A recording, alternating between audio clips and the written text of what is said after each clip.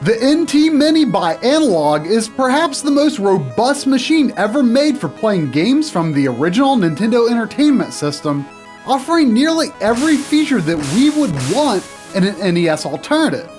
But we've already got RGB mods in our NESs and Famicoms, and the high-def NES kit offers an excellent HDMI option. The AVS by RetroUSB is pretty darn capable in its own right, and of course we've even looked at Nintendo's own NES Classic Edition. So when it comes to the NT Mini, is RGB and HDMI in the same system even enough to get us excited at this point? The NT Mini is marketed as the premium console for playing your NES and Famicom games, and it comes with a pretty premium price tag too. But what if it was actually more than an NES and Famicom machine? Much more. Well, that kinda changes everything, doesn't it? Let's take a look at what the Analogue Nt Mini is truly capable of.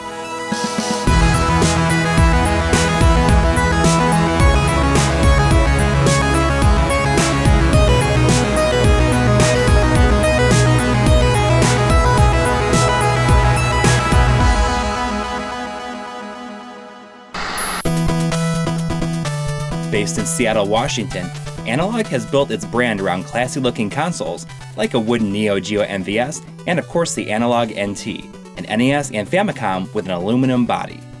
The first Analogue NT had a fairly limited production run.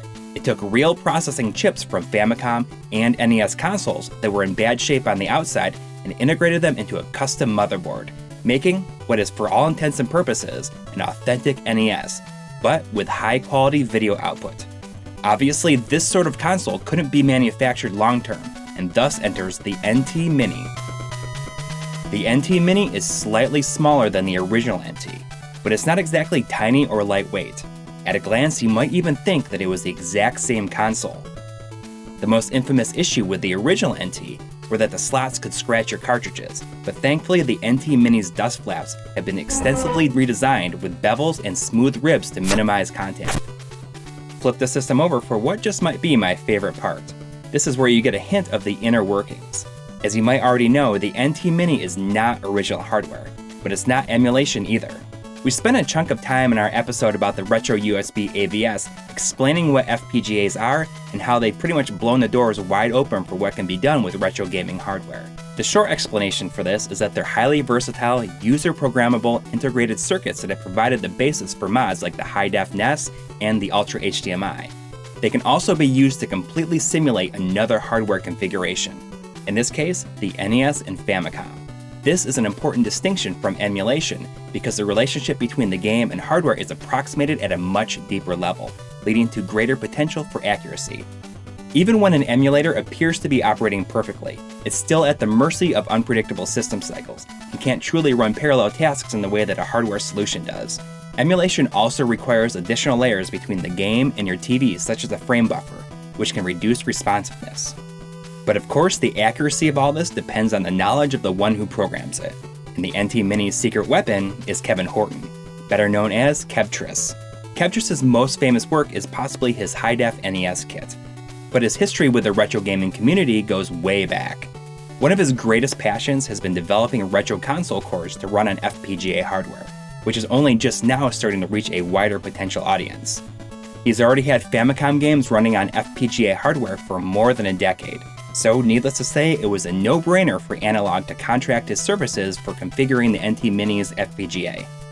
Analogue sent us our review unit ahead of release so that we could give feedback, comment on features, and identify any issues. For instance, we discovered that the Famicom versions of Dragon Quest I and II had no sound, something that was able to be addressed in a firmware update released the next morning. We've seen Kevtris react quickly to bug reports on forums, and Analogue has told us that fixing things like this is a non-issue. Their ultimate goal is to be reference quality for NES and Famicom games. As you might have guessed by this point, the NES's functions seem to be simulated on the NT Mini with stunning accuracy. Even visual quirks like Mega Man 3's horizontal line on the boss select screen act just like they do on original hardware. Like with the AVS, the NT Mini does not dump the ROM to run the game. It interacts with the cartridge in real time, just like a real NES. It's pretty awesome that it plays the carts for real. But the downside, of course, is that dirty contacts can result in the same sort of scrambled image that NES fans have long been familiar with. In fact, this is our greatest frustration with the NT Mini. The connectors are surprisingly picky, more so with the NES slot than the Famicom slot, at least on our unit. Make sure you've got plenty of isopropyl alcohol and Q-tips, and just when you think your game is clean enough, you'll probably have to give it another pass. Games that had no trouble running on a top-loader NES or AV Famicom took a lot of extra work on the NT Mini. Maybe we're crazy, but sometimes it seems like shifting the cartridge up a little bit can help. You know, this might have been kind of annoying, but hey, at least Tri's games are clean now. A lot of people will be glad to know that Analogue made a point of supporting flashcards. Good news, because some flashcards had issues with the first Analogue NT. The EverDrive N8 worked perfectly for us. Well, after we got it cleaned up, of course. We're told that the power pack is also confirmed to work exactly how it does on original hardware. However, the FDS stick, a flash drive for the Famicom Disk System RAM adapter, did not work very well in our testing, with code quickly corrupting as the games ran. Analogue tells us that they're hoping to figure out what's up with it, and to get it working on future firmware updates. But you know what? All this flashcard stuff might not even matter. This SD card slot on the side of the system has a lot of unadvertised potential, as does the system as a whole. But before we get to that, let's actually take a look at the system's interface and how the results compare to other options for playing NES games in HD or RGB.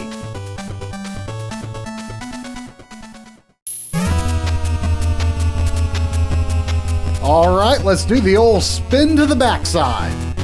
There's the Famicom expansion port, microphone port for certain Famicom games, analog audio output, analog video output, multiple standards supported, and of course HDMI. This is kind of a big deal because with the original NT or a regular NES, you have to choose between an RGB mod or Kevtriss's HDMI kit. They cannot coexist in the same system. It's a little bit of a bummer that analog video and HDMI video cannot be output at the same time, but there is a reason for this. Analog output on the NT Mini operates exactly like a real NES at 60.08 Hz. That is a tiny bit faster than the NTSC standard, but analog displays take it like it's no big deal. Digital displays, on the other hand, don't always handle out-of-spec variations very well. To ensure compatibility and the smoothest possible gameplay on any HD TV, the NT Mini actually downclocks very slightly while using HDMI output, 60.08 Hz to 60 Hz even. That's a pretty negligible speed difference, but it is something to keep in mind for hardware purists. Most people will probably only use HDMI, so let's take a closer look at what settings are offered for digital output. The system menu will feel familiar to anyone who's seen a high-def NES in action. This is Kevtriss's work after all.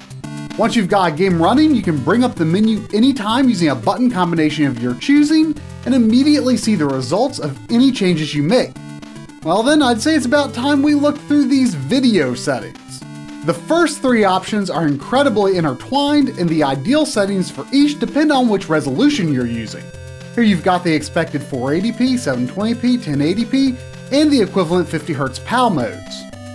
Here are our recommended HDMI settings. 1080p resolution with a 1080p height of 5x and a vertical position of around 12 for most games, and a width of 6x. But let's dig in a little deeper to explain why. The 1080p height setting only does anything when you've set the system to 1080p. The default height is 4x. The NES vertical resolution of 240x4 is 960, so the entire image will be visible on the 1080p screen, along with some black bars at the top and bottom. Use this mode if you absolutely must see everything and don't mind a smaller picture. 4.5x fills the 1080p height exactly, but with uneven pixel rows. This causes a shimmer effect as the screen scrolls vertically. We'd say this mode is best avoided, but depending on the speed of the game, it may not be very noticeable. 5x, however, is one of my absolute favorite features in the NT Mini system. This is something that Kevtriss was not able to implement on the high-def NES due to limitations of the FPGA controlling the HDMI output, but the more powerful FPGA that operates the NT Mini makes it possible. 240x5 is 1200, so you're missing a few lines of the NES image. However, this is completely acceptable in my opinion, because most of the lost picture information was expected to be lost in the first place due to CRT television's overscan area. This lets the game appear much larger and nothing important is lost in almost all cases. To me, a vertical height of 12 feels comfortable in most games, but if something important is pushed just a bit off screen, like this selection arrow in Conquest of the Crystal Palace, you can nudge it up just a bit and nothing important seems to be missing at the top. But there is an advantage to a vertical 5x scale beyond simply filling more of the screen. It also helps make it possible to get a clean horizontal scale that's fairly close to the correct NES aspect ratio. We've gone over the issue of NES aspect ratio and horizontal shimmer in quite a few episodes by now. Using the NES Classic Edition's 4x3 mode as an especially obvious example, you get this crazy shimmer effect in some digital representations of retro games due to the pixel columns being drawn at inconsistent widths. This is because a lot of games from this era, including all NES games, are technically not supposed to have square pixels. If you're used to emulated NES, then this might look right to you, but to those who grew up playing an NES on a CRT, it looks too skinny. Now mind, in spite of video standards, every CRT will draw the image a bit differently, but just using this one for reference, you can see that matching the same width on the NT Mini results in a non-integer scale, which will cause shimmering. The NT Mini can't do any light smoothing to the horizontal axis, so the only solution is to use an integer scale instead. So if you are used to the skinny emulator look, then match 4x vertical to 4x horizontal, or 5x vertical to 5x horizontal. But if that doesn't seem quite right to you, then go just a bit wider with 4x vertical and 5x horizontal, or as we recommend, 5x vertical and 6x horizontal. This makes pixels 1.2 times wider than they are tall, which is very close to what you might observe on a real CRT. It's fatter than it is on my PVM, but it's the closest you're going to get with integer scaling on a 1080p screen. Regardless of any slight discrepancy, once I start playing for real, I think it looks completely natural. Most footage in this episode uses the 5x, 6x setting. But if that's still not doing it for you, then one more trick would be to set the vertical height at 4x and horizontal to 6x, and then squish it back by setting your TV aspect ratio to 4x3. I wish it were bigger, but at least on my TV it looks pretty darn accurate and doesn't cause any shimmering. Now at 720p, vertical height doesn't apply because it's always a perfect 3x scale from 240p to 720p. In this case, you're stuck with a too skinny 3x and a too fat 4x for viable horizontal scale options. As for 480p, you'd better stick with 2x wide because the uneven pixel columns become really obvious at non-integer sizes. Okay, the rest of the video options, I think we can get through these pretty quick.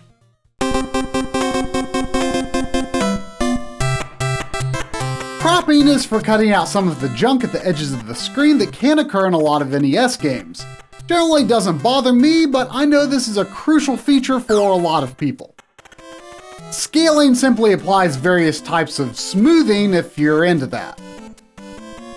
The requisite scan lines option, of course, adds in blank lines to simulate the 240p look from CRT televisions. Don't fuss with the 2x, 3x, and all of those. Setting for original automatically places the dark lines where they should be based on your vertical sizing.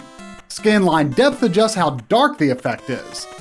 One feature we would like to see implemented is a gamma adjustment like the Ultra HDMI for N64 has. It's really helpful for balancing out the darkened image when using scanlines.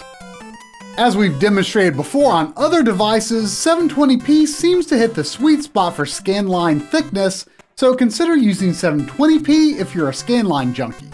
In fact, all of the backgrounds in this episode are screen grabs from the NT Mini operating at 720p. Another of the NT Mini's best features is the palette menu. Colors that run out of an original NES don't have defined RGB values, so how the composite colors should be translated into RGB is a mix of observation, interpretation, and perhaps a bit of nostalgia for your crappy childhood CRT. And as a result, NES aficionados all have pretty different ideas about how the system's limited colors should look. And thankfully, the palette menu makes it easy to suit any taste. I think Analogue made a wise choice in using one of Firebrand X's NES palettes as the default, a palette he created by carefully capturing the exact colors output over composite from a North American NES. Personally, I love it, but what if you consider it an affront to your deeply held belief that the sky in Super Mario Bros. Should, under absolutely no circumstances, have even the slightest twinge of a purple hue? Fair enough, a lot of CRTs do show it as more of a bright pure blue. Well, the great thing is that you can load up any other NES palette.pal file via the SD card slot and get something to suit your taste. You can download more of Firebrand X's work at firebrandx.com, which includes a semi-official RGB palette captured from the NES Classic Edition. Or you can find a bunch bundled up with emulators like this palette inspired by some Sony TVs, which, sure enough, there's that bright blue Mario sky you were looking for. While it's not officially a video setting, one more thing we'd like to point out is the number of sprites in the system menu. Just like with the AVS, you can increase the number of sprites that the system can handle, significantly reducing flicker when too many sprites are lined up in a row. We don't know of any specific examples, but some games may behave incorrectly with this setting.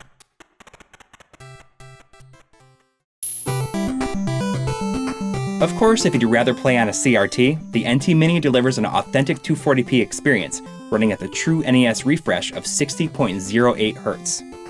Now, you might be a bit confused by the analog out port, which looks just like VGA. The connection is technically called DE15. The NT Mini uses this port to output composite, S-video, component, and a few varieties of RGB. No analog cables are included with the system, but Analogue based the system pinouts on a selection of cables available at monoprice.com. So if you want RGB, get the VGA to 5BNC cable. If you want YPB-PR, get the VGA to component cable. And then composite and S-video are combined into a single cable. Please note that these are not VGA signal converters. They are simple, inexpensive cables designed for devices that are already capable of sending their respective signals through a VGA-style port. If you want to make your own cable, Analogue has pinouts outlined in their support document. Retro gaming cables in the UK already took matters into their own hands and made a SCART cable for the NT Mini. We use SCART cables from all of our other consoles, so this makes things a lot more convenient. Unfortunately, if you are hoping to connect a computer monitor with a regular VGA cable, you're sadly out of luck. This port does not output the necessary 31 kHz signal. Since the NT Mini already has a great picture for HD TVs over HDMI, we're going to assume that you're planning to use a CRT for any analog connections. Let's start with RGB on a PVM. Needless to say, it looks pretty amazing. When compared against a real NES equipped with Tim Worthington's RGB mod, the two images are virtually indistinguishable, with seemingly equal sharpness. Any slight differences in color could be down to nothing more than cabling for all we know. When using analog output, most options don't do anything at all. It's a little disappointing that cropping isn't available, but I guess it just goes to show the authenticity of the system's raw analog output. However, you can change the TV standard between NTSC and PAL, which interestingly enough does let you play NTSC cartridges at 50 Hz speed for PAL-compatible TVs. The default analog RGB mode is Composite Sync, or C-Sync. That's our usual method, and one that you typically need for a PVM. In the case of the 5BNC monoprice cable, leave the gray wire dangling and only use the black one for sync. Monoprice also has a 4BNC cable, but it does not work with the NT Mini for C-Sync. If your hardware requires both sync wires for horizontal and vertical sync, then choose Separate Sync in the menu. Even Sync on Green is supported if you need it. When using RGB output, palettes work just like they do over HDMI, but your preferred choice might be different on a CRT than an HD TV. Component output from the NT Mini is most useful if you're connecting to a later consumer CRT that supports component input. In this mode, there's really no video settings that you need to fiddle with other than color palette. As for composite and S-video output from the NT Mini, they're actually a lot more interesting than you might expect. Kevtris has configured the composite output to replicate composite output of a real NES console, the same quality with the same quirks. In fact, the color palettes do absolutely nothing in this mode. It simply outputs color the same way a real NES would. You might notice a slight difference here and there because the NES and Famicom composite colors can vary a bit from console to console. As for S-Video, it's designed in much the same way. Its pure NES style colors work exactly how a real NES S-Video signal would, if the NES supported S-Video. And yes, you can of course use light guns, but only on a 15 kHz CRT. We also tested the Famicom 3D system glasses, which again, you should only use on a CRT. But if you plan an HDTV, you've probably been waiting to see how the NT Mini stacks up against options like the NES RGB mod through an upscaler or the RetroUSB AVS. The good news is that it's hard to go wrong, and the high-def NES mod is still a great choice for an original hardware HDMI solution. If you want to get into audio settings, you can adjust individual synth channel volume to suit your taste, and also pan each of them left or right for a more stereo-like sound. You can even distort the square and triangle waves for custom effects if you're interested in manipulating the NES sound chip.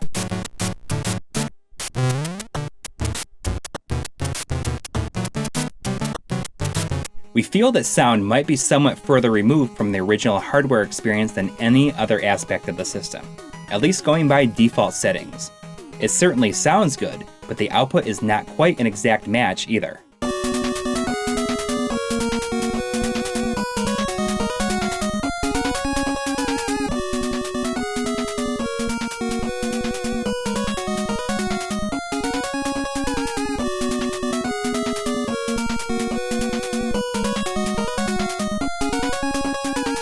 The NT Mini supports Famicom expansion audio, but you have to do some adjustments to actually hear it.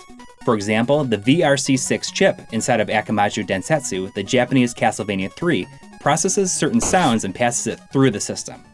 The NT Mini is capable of adding this sound to the mix, but you'll have to go into the menu and turn cartridge audio up to a volume level that sounds balanced. This is the best option. But if you aren't going to be using real cartridges, you may need to go into the Expansion Audio Chips menu and choose the correct chip to hear a simulated version instead.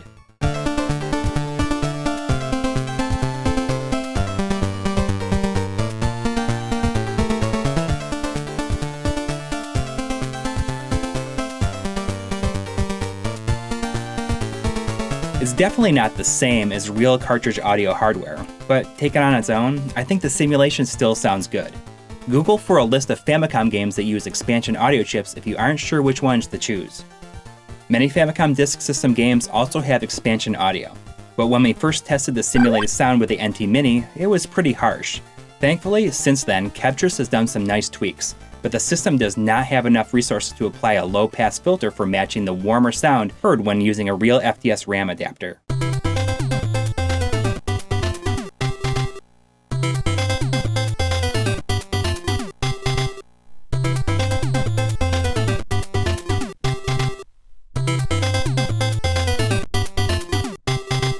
One neat bonus audio feature is the NSF player, which plays NSF files you can easily find online. These are raw NES sound files. You can listen to entire soundtracks on the NT Mini with this cool visualizer.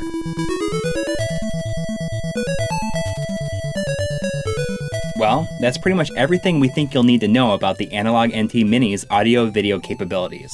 It's an impressive achievement, a virtually perfect NES recreation on programmed hardware with greatly expanded output capabilities. But still, with options for RGB and HDMI already being available for real NES hardware, and far more affordable FPGA options like the AVS, the NT Mini is a tough sell. I mean, the thing is $450. One nice thing is that it does come with the 8-bit DOE retro receiver and NES 30 controller, which is an included value of about $50. But I think for most people, the system is going to have to do a whole lot more to justify the cost. Well, Kevtris has one more trick up his sleeve that just might convince you. Something that completely changes everything about what the NT Mini is and what it's truly capable of. The week after the NT Mini started to ship, Kevtris announced on the Atari Age forums that he had just released his own jailbroken firmware for the system. This allows for launching NES and Famicom ROMs directly from the system's SD card slot. Not only that, he started to port 8-bit FPGA cores that he'd already developed over to the NT Mini. This includes Master System, Game Gear, Game Boy Color, ColecoVision, Atari consoles, and television, and a bunch of other stuff that hardly anyone even talks about, like the Arcadia 2001 and GameMate. Around 20 complete 8-bit console cores in all that he is preparing to release for free for the NT Mini. As far as Analogue is concerned, the NT Mini is an NES and Famicom machine. But they have nothing against Kevtris doing this on his own, and using his firmware does not void the system warranty. I mean, it's made by the guy who programmed the NT Mini, so it's basically an official, unofficial firmware. And don't worry about jumping between firmware because we're told that the system is designed to be unbrickable. Launching NES and Famicom games is simple, and pretty much all possible mappers are already supported. It can even play popular fan games and hacks, including some that an EverDrive can't. Game save RAM can be saved directly to the SD card for games with a save feature, but save states are not supported. As of right now, Kevtris is still in the process of porting over his cores, with hopes to release about one per week. For the most part, video settings for NES games should be good for other consoles too. While navigating the menu system of an alternate core, you can hit the Start button to check core-specific settings, like FM sound for Master System games. While playing Game Boy games over HDMI, you can even set 7x vertical and 7x horizontal just the way I like it. Some years back, Kevtris released a piece of hardware called Copy NES, and he's included an FPGA version with his jailbroken firmware. I'm really excited to get around to dumping my own ROMs, especially for my Famicom carts, so I can apply translation patches full-on legit. But if you don't like the idea of loading ROMs from the SD card, Kevtris is also hoping to create and sell some inexpensive adapters so that cartridges from other consoles can be played for real. Something to keep in mind is that some system cores won't run without a BIOS ROM. This isn't something that the average person is likely to be able to dump themselves from the original console, and even though you might think of them as being different from game ROMs, you aren't supposed to be downloading them. BIOS ROMs are not included with the jailbreak firmware, so however you might acquire one, you have to rename it what the system is expecting, such as smsbios.bin, and insert it into the BIOS folder. You can then change between different BIOSes in the core settings if a different one is needed for another region's games, for example. Check the README file for each core to know about any special requirements and quirks that each system might have. For years, Kevtris has actually been planning an ultimate FPGA console he calls the Zimba 3000, something that would be capable of simulating not just 8-bit consoles, but also 16-bit and possibly 32-bit systems too. The NT Mini hardware then you might think of as an 8-bit only preview of that monster of a machine. It's probably still quite a few years away and would require some pretty powerful FPGA hardware, so it might be even more expensive. But for now, I have to admit, it's pretty cool to have easy access to high quality video signals for systems like ColecoVision and Game Gear, consoles that I otherwise currently don't have a suitable setup for easily playing their games. And I love that I can feel pretty darn confident that what I'm recording is authentic to the functions of the original hardware. The Analogue Nt Mini may not be the first FPGA-based game system, but it's the first to get a firmware that allows the system to become something completely different.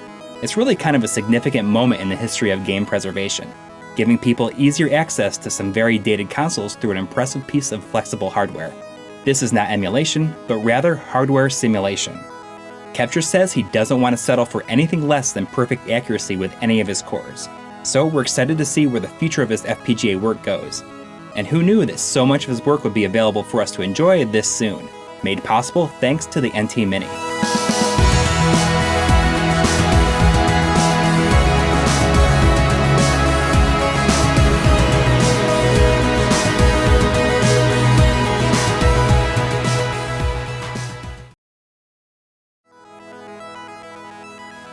In July 2016, Nintendo announced the NES Classic Edition, a plug-and-play gaming device that connects to your TV with HDMI. It includes 30 of the most popular games released for the original Nintendo Entertainment System. It was met with so much anticipation that when it was released on November 11th, 2016, it sold out everywhere almost immediately. But of course, we couldn't help but wonder how the NES Classic Edition might stack up against the multitude of other methods already available for playing NES games on your HD TV. Not to mention how the emulation would compare to pre-existing virtual console options. So let's take another little trip back to the 8-bit glory days.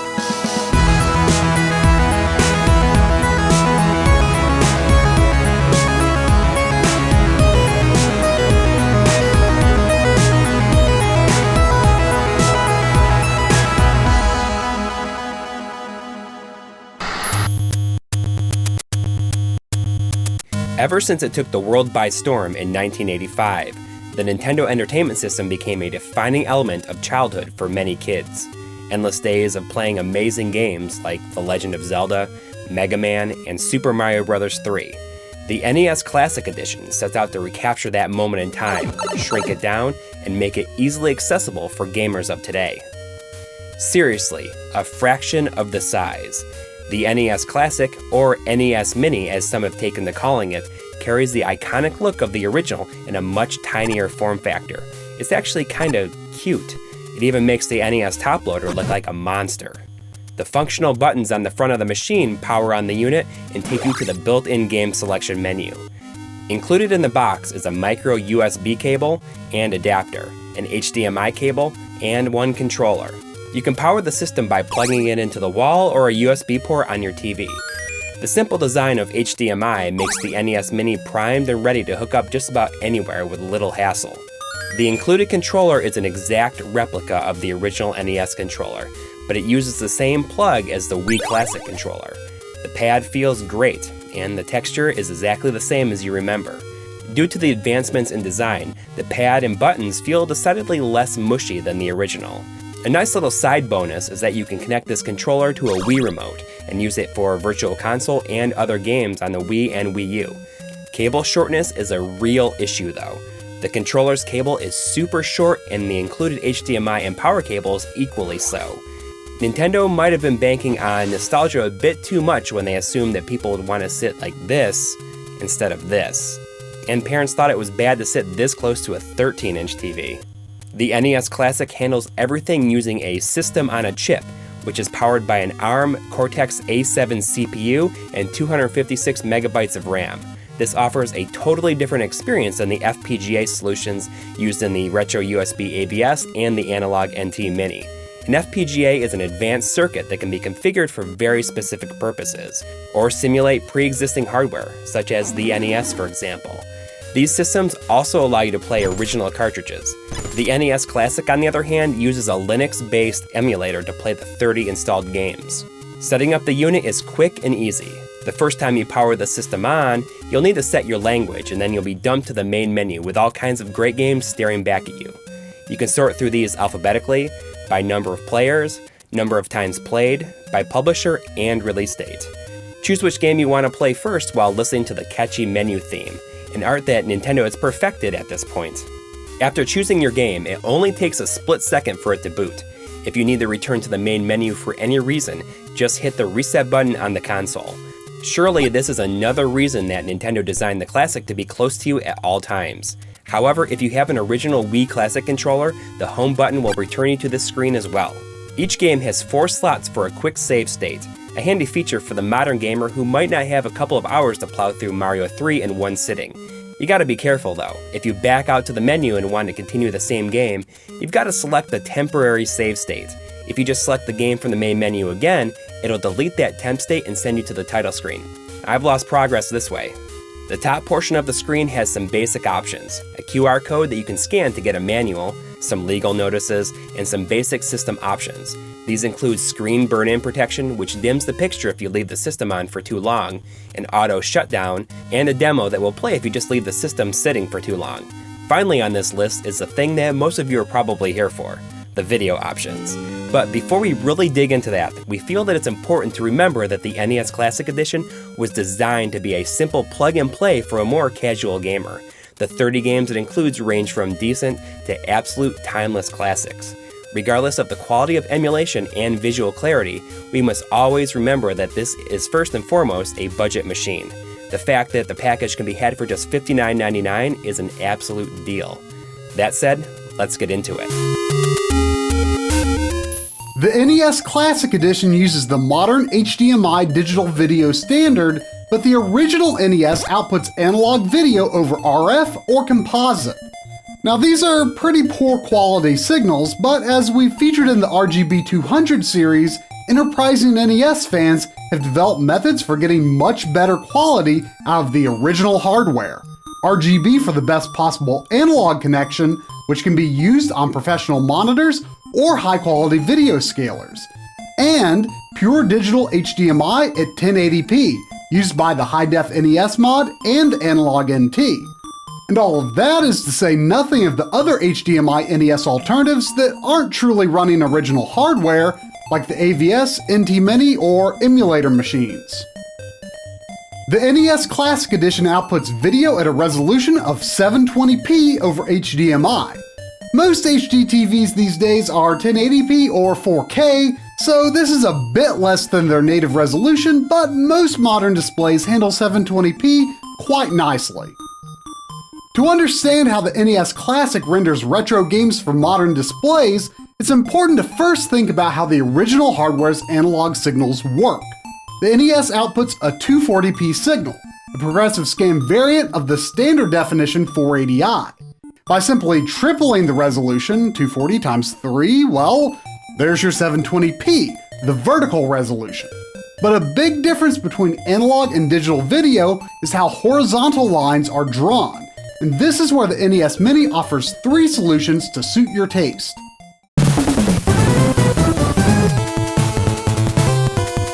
First up, 4x3 is the system default. Probably because for the average consumer, the option that fills the most screen real estate is the one they want. In this case, that's actually a good thing because this mode intends to maintain the proper CRT television aspect ratio, the way most people would have played the NES.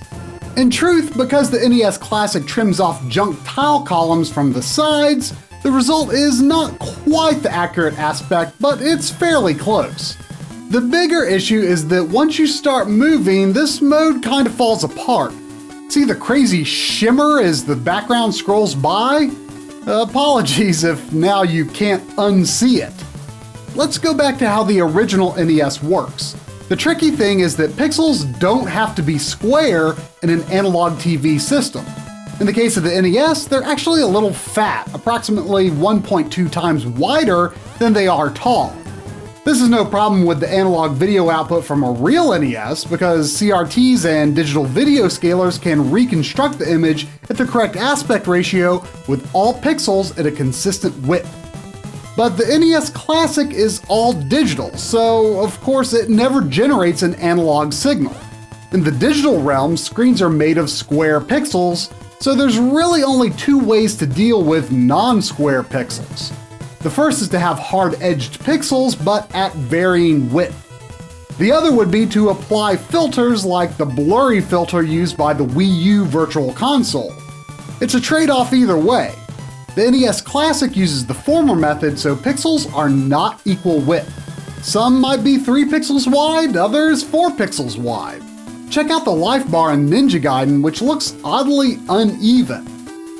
But the most bothersome part is the shimmer. As objects and backgrounds scroll across the screen, the pixels shrink and stretch. It's more obvious in some games than others, largely depending on how fast the game moves. If you can't stand the shimmer, then Pixel Perfect mode is for you. This turns in consistent square pixels, each scaled exactly 3 times vertically and 3 times horizontally. With clean integer scales like this, smooth scrolling is possible in every direction. Problem solved! If you're used to NES games on PC emulators and the like, then this probably looks perfectly normal to you. But for those who played NES games on their childhood CRT, everything might look much too skinny. Intended circles, for example, may look like ovals. Again, it's a trade-off. Pixel uniformity and smooth scrolling will probably be worth it to most people, but CRT purists might be annoyed. And for them, Nintendo included a CRT filter.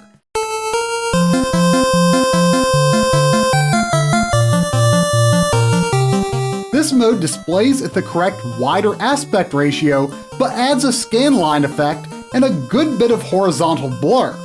This actually smooths over the non-integer scale and results in smooth scrolling. The uneven edges and crawling rainbow artifacts are actually fairly accurate to how a real NES's composite video looks. Check out how it compares to a real NES on a CRT. Kinda neat, right?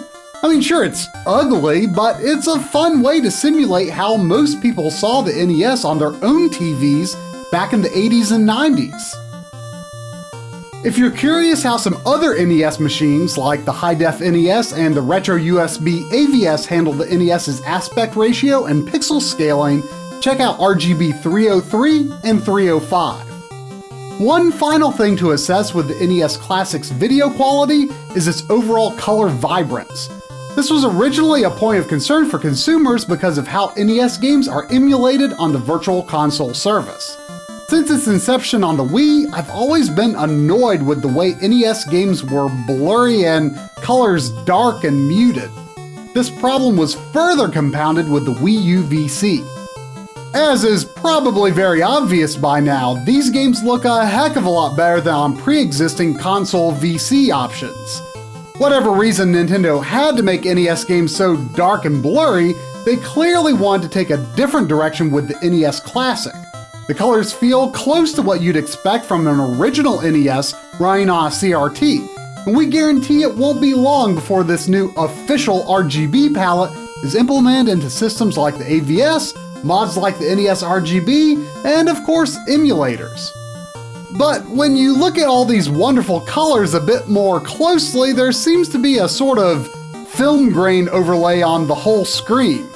We can't really figure out the reason for this effect since digital video should be totally clean. Here, let's apply a sharpening filter to really bring out the noise. You can see just how rampant it is.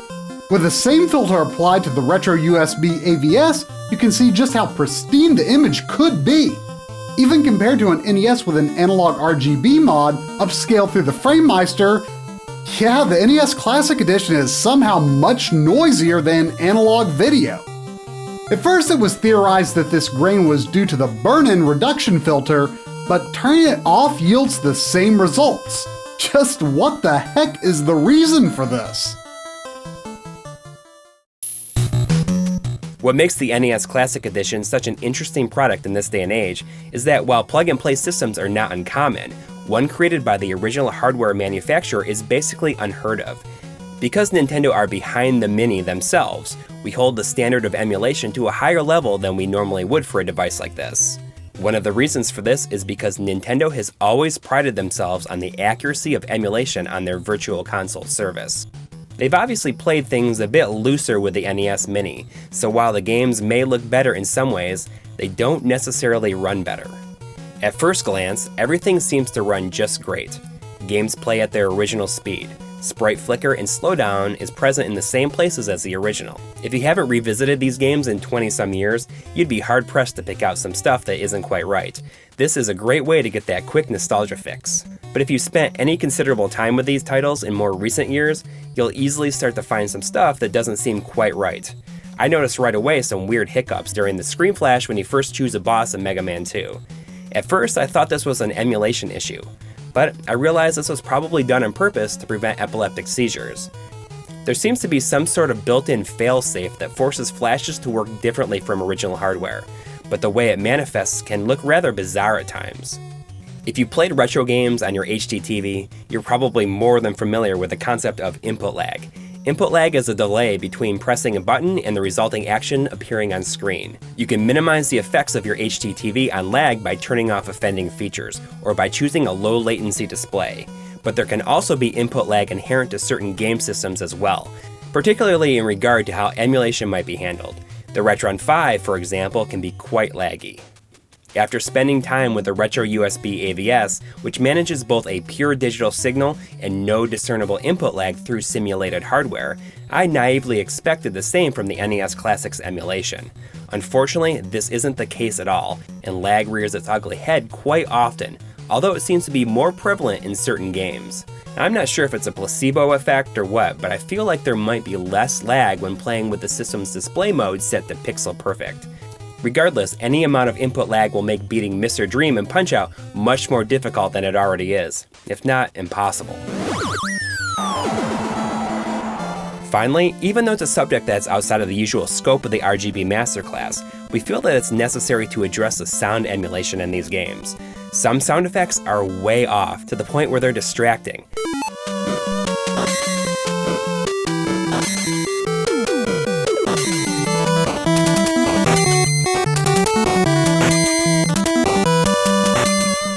More disturbing than this is the sound effect delay that's present in almost all games.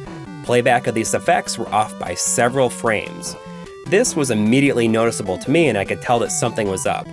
But it's also very possible that some people won't ever notice this at all.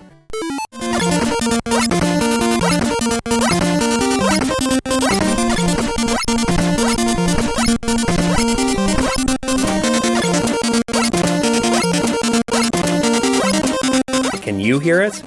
Or am I just crazy? Of course, as soon as people started talking about this so-called NES Mini, we just had to know if it really was an improvement over the Wii U Virtual Console, whether it was worth choosing over more flexible and robust alternatives like the RetroUSB AVS. And of course, we can't help but wonder what hacks might be possible in the future. Unfortunately, supply turned out to be a serious issue, so we want to thank Wes DeSantis of the Second Opinion Games podcast for helping us secure the unit that we featured in this video. The NES Classic Edition is a brilliant idea that taps into the nostalgia that nearly an entire generation shares for the console that set the standard for gaming going forward. And while it might not do much for those who are still active in the retro gaming scene, it's a wonderful way for Nintendo to invite the world back to a simpler time.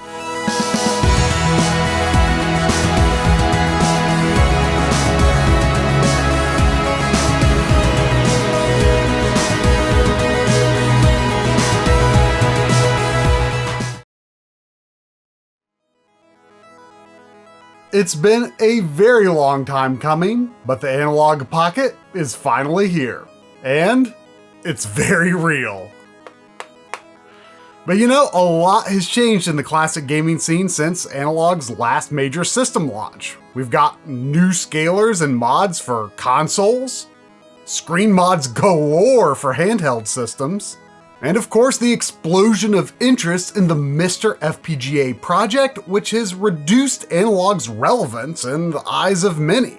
Nonetheless, hype has remained high for the Analogue Pocket, and the reason why is obvious. It offers an extremely high-quality handheld gaming experience, and it's unlikely that there will be anything else like it anytime remotely soon. So, no matter how invested you might be in any existing avenues of gaming, the Analogue Pocket is a unique and compelling addition to the broader world of classic gaming, and it has only a fraction of its potential available to us at launch. So, just how well does it do what it's supposed to do? Let's find out.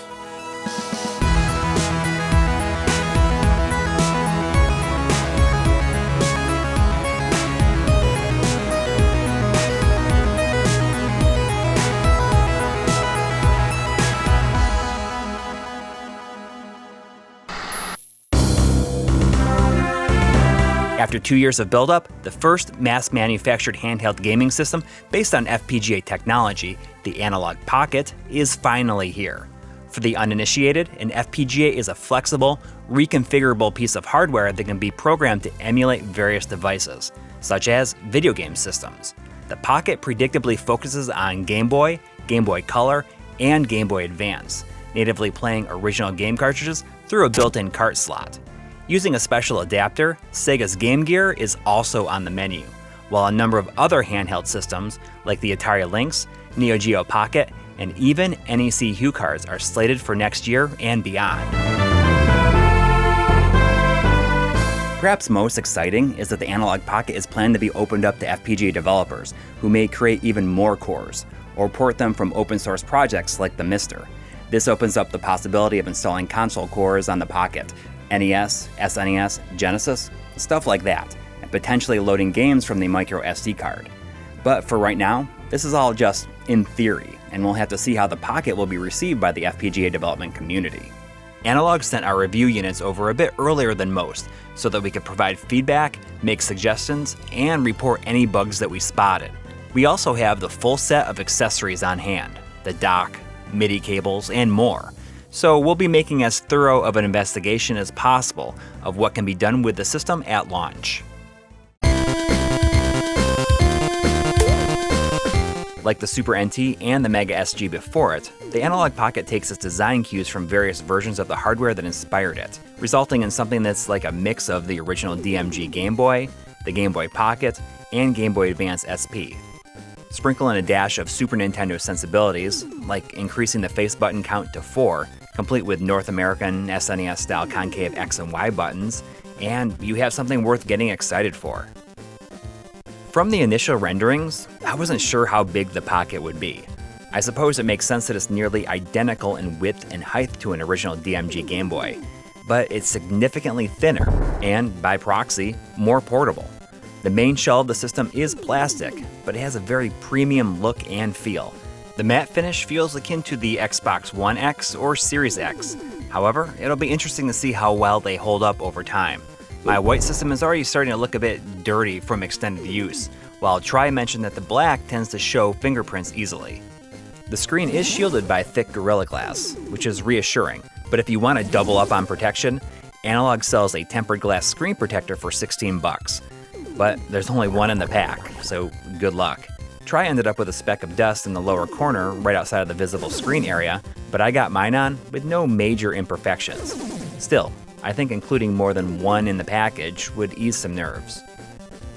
The bottom is complete with a 3.5mm jack for headphones, a power LED, a USB-C port for charging and interfacing with the dock, and a link cable port for connecting to other systems.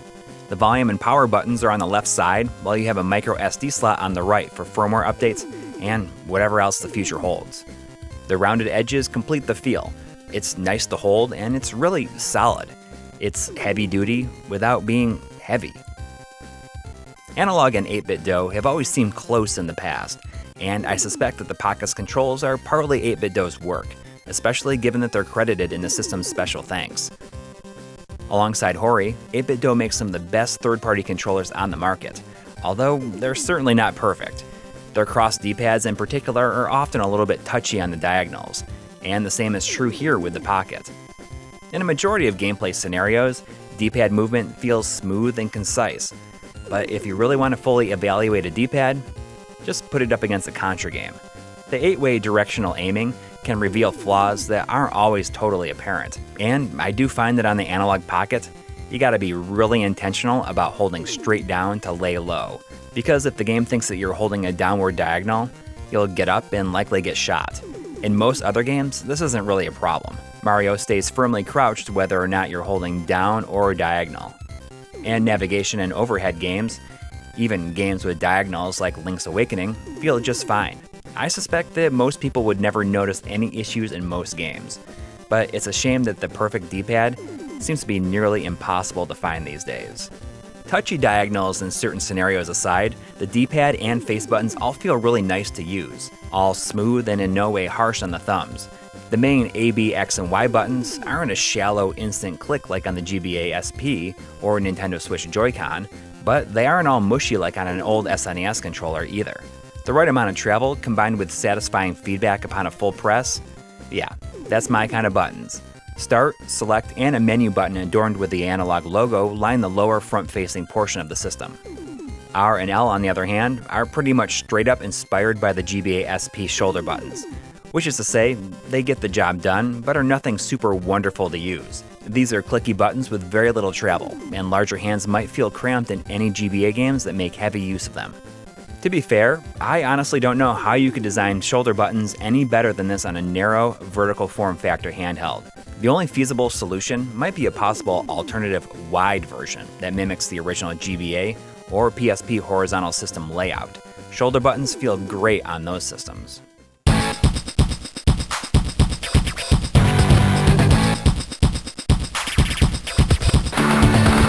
The complete lack of a well around the cartridge slot to help guide and hold a cart in place was a bit concerning at first, but it's actually quite impressive just how well it works. There's very little give in the way that a cart sits in the system, regardless of whether it's tall or short, yet inserting and removing cartridges has just the right amount of resistance. It's a very satisfying cartridge using experience. This should make some people happy since the Nt Mini Noir received a lot of criticism over its wobbly NES cart slot. We didn't think it was a big deal in that case, but on a handheld system, a secure fit for games is critically important. While laying on a table, the heavier bottom half of the system keeps the Pocket balanced completely flat, and the cartridge doesn't make contact with the surface, which is super nice. However, this isn't always the case with certain specialty carts, like the Game Boy Camera, or the optional $30 Game Gear cartridge adapter, which is a clear plastic design much like the Mega Sg adapters. A dust cover to protect the cart slot would have been a nice addition, although if Analogue doesn't do it, then I'm sure it's only a matter of time before someone with a 3D printer takes the reins. Booting up the system with a long press of the green button takes us through a quick, guided overview of the system's capabilities before dropping us into the Analogue OS. This all-new, unified front-end style is slated to be incorporated into all future Analogue systems, although right now, it feels admittedly rather bare bones, with many promised features not yet implemented. Nonetheless, the launch firmware gives you what you need to get the job done, and the actual gameplay experience is excellent. From the homepage, you can boot a cartridge, library and memories are grayed out for now, access tools such as the Nano Loop Music Workstation, or the GB Studio, which makes playing homebrew games a breeze. We'll touch on those, as well as some other system-level features like save states, a bit later. But for now, let's check out the settings. Delving into a system settings menu is always one of our favorite things to do. At this point in time, the Pocket and Analogue OS settings only allow you to adjust your display brightness, headphone jack impedance, and your startup action, which is whether or not you want to go straight to a game or tool around in the menu when you first boot the system. Of course, it's the settings for individual systems that we're going to find most interesting, and each can be applied separately across the system's Game Boy, Game Boy Color, Game Boy Advance, and Game Gear cores. Naturally, you're curious about the audio and video stuff, and I promise you, Tri will go over all that stuff in just a bit. But let's quickly take a look at the controls. The button configuration is natively mapped as it is on any of the real hardware that the Pocket is emulating. The slant between A and B somewhat mimics how Game Boy systems were traditionally designed. But if you prefer your thumb's home position to be over Y and B, like I do, then choose Super GB to move A and B to B and Y. Under the GBA control settings, toggling the Mirror RL option will map the unused face buttons as R and L, or A and X if using the Super Game Boy control mode. This works beautifully depending on what actions are on the shoulder buttons. Rolling with the X button in Minish Cap just feels excellent and completely natural. While holding Y instead of L to do angled aiming in Metroid games seems pretty nice at first, but it's hard to jump at the same time, so you're probably better off just sticking with L. Definitely leave this feature on though, and see how you like it from game to game. We've suggested that there also should be an option to turn the unused face buttons into turbo versions of A and B. This definitely feels like a missing feature that many an aging Game Boy fan would appreciate, so hopefully that might come soon. In addition to the feel of using the Analogue Pocket, the screen and how the games are displayed is of extremely crucial importance. So that's coming up next.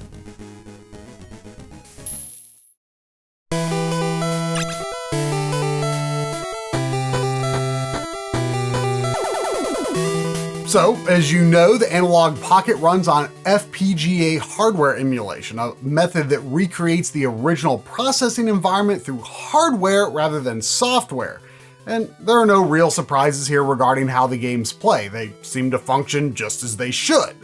But where the Analogue Pocket goes above and beyond any reasonable expectation is that the original screens were also part of the reverse engineering process. Those functions are re-implemented through FPGA onto the Pocket's integrated screen so that the video can be generated in the same way it was originally designed to be.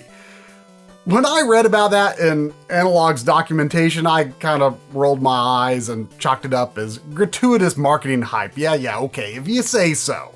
But the more I used the Pocket and looked at it very, very closely, and remembered that weird old display tech is kind of their lead engineer's thing, I realized they weren't kidding, so I guess I'll believe it, that the screen is to some extent essentially driven to become like a new version of the originals, and I'll show you why I think it's true. The Analogue Pocket screen is a 3.5-inch LCD with a resolution of 1600 by 1440, resulting in 615 pixels per inch. That is pretty mind-blowing when you consider the size difference between the Pocket's 1440p display and a 1440p desktop monitor.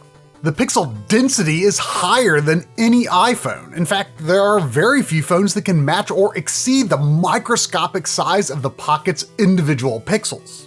But honestly, I have no better ideas for what to do with such a state-of-the-art display than to play decades-old monochrome video games with big chunky pixels. But in all seriousness, the ridiculous 1600 by 1440 screen resolution isn't just for gluttonous excess. There are several good reasons for it, one of which is that the resolution for all Game Boy and Game Boy Color games is 160 by 144. That's right, Game Boy games completely fill the Analogue Pocket screen from corner to corner with a 10x integer scale. No interpolation or compromise is necessary. But the real magic comes from the display modes that simulate the actual original screens. The ultra-high pixel density allows each game pixel to be drawn and separated from each other in a way that recreates the dot matrix grid that defines the original Game Boy look. You've got the yellowish-green DMG style, the more neutral shades of the Game Boy Pocket, and the pleasant bluish glow of the Japan-exclusive Game Boy Light. They all feel pretty danged authentic to our eyes, but of course without the need to play under a light, and without the excessive screen blur of the originals, although more on that a bit later. Oh, and there is also a pinball neon matrix display mode, which looks sort of like a Virtual Boy, I guess? But honestly, the real reason it's there is probably just because Analogue's head of FPGA development, Kevin Horton, loves to collect assorted LED displays and reverse engineer them. On the Game Boy Color side, you can also choose an original GBC display mode that similarly gives the screen the unmistakable look of a real Game Boy Color. But the way that this is achieved is actually pretty next level stuff.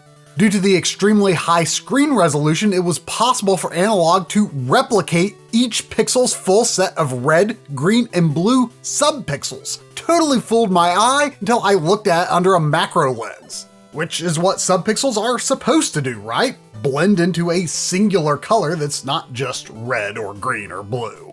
I mean, before that, I just thought it was a grid overlay with solid desaturated colors, but no, it works just like a real GBC screen, and that's why it just feels so gosh danged right.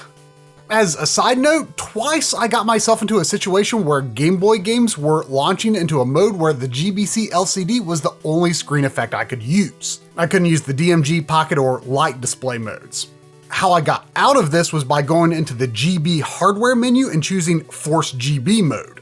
After launching another game with that setting on, I was able to toggle it back and the issue was resolved. But the true purpose of forcing original Game Boy hardware is to make it possible to play the very few games that cannot play on a Game Boy Color, Burai Fighter and Road Rash, or to play the non-color mode of black cartridge games that have native support for both Game Boy and Game Boy Color. Normally though, you can just leave this off.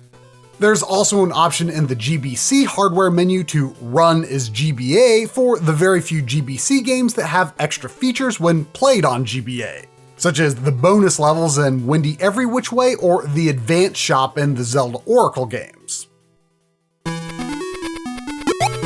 With the Game Gear adapter, you can select an Original GG or Original GG Plus display mode. Original GG is rather washed out, even in the black levels. But while we don't have any unmodified Game Gear screens of our own on hand to compare against, our good pal John Linneman gave us some B-roll that he shot for his Analogue Pocket video on Digital Foundry, which you should absolutely go watch too. But yes, this washed out vertical line look totally looks authentic, don't you think? It feels like what we want to remember, right? Like looking at a crummy screen, but with the benefits of not actually looking at a crummy screen. The original GG Plus, on the other hand, seems to be going for an idealized version of the original screen effect, a bit sharper with deeper black levels. But overall, I think it's not quite as enjoyable to look at and feels a bit too dark. Now, Game Gear actually has the same 160 by 144 resolution of Game Boy, but the original system does not display them as square pixels. So, thanks to the 10x integer scale on the horizontal axis, the vertical scanline effect works out really nicely. Meanwhile, a non-integer scale of 144 to 1200 is used with interpolation to create a clean vertical scale at the correct aspect ratio. So there is a little letterboxing. You do have the option, whether using the original Game Gear display modes or not, to do a square pixel scale that fills the entire screen, but this is a far cry from the aspect ratio of a real Game Gear screen, so we don't recommend it. Display modes are also available for Game Boy Advance games, but the results are a bit different. The GBA's wider aspect ratio and 240 pixel horizontal resolution makes it so that a screen-filling integer scale is not possible on the Analogue Pocket, and thus GBA games are scaled with interpolation. The appearance, though, remains very sharp, and due to the high PPI, you really can't tell by eye that it's not an integer scale or smoothed in any way. This scaling method does, however, damage the appearance of the original GBA and original SP101 display modes. Original GBA is a similarly desaturated look in line with the Game Boy Color screen effect, while the original SP101 is a more vivid image that feels similar to the AGS101 GBA SP released in 2005.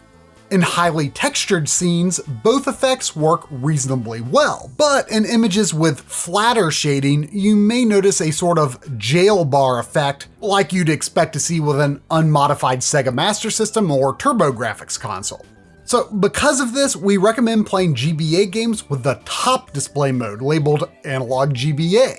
This results in a clean image without an LCD grid effect, and you can still freely adjust the desaturation level to match how you think GBA games should look. GBA games do often feel oversaturated when displayed without the limitations of the original screens, so a desaturation level of around 3 or 4 feels like a nice compromise, with generally pleasing colors that still benefit from the quality of the new screen.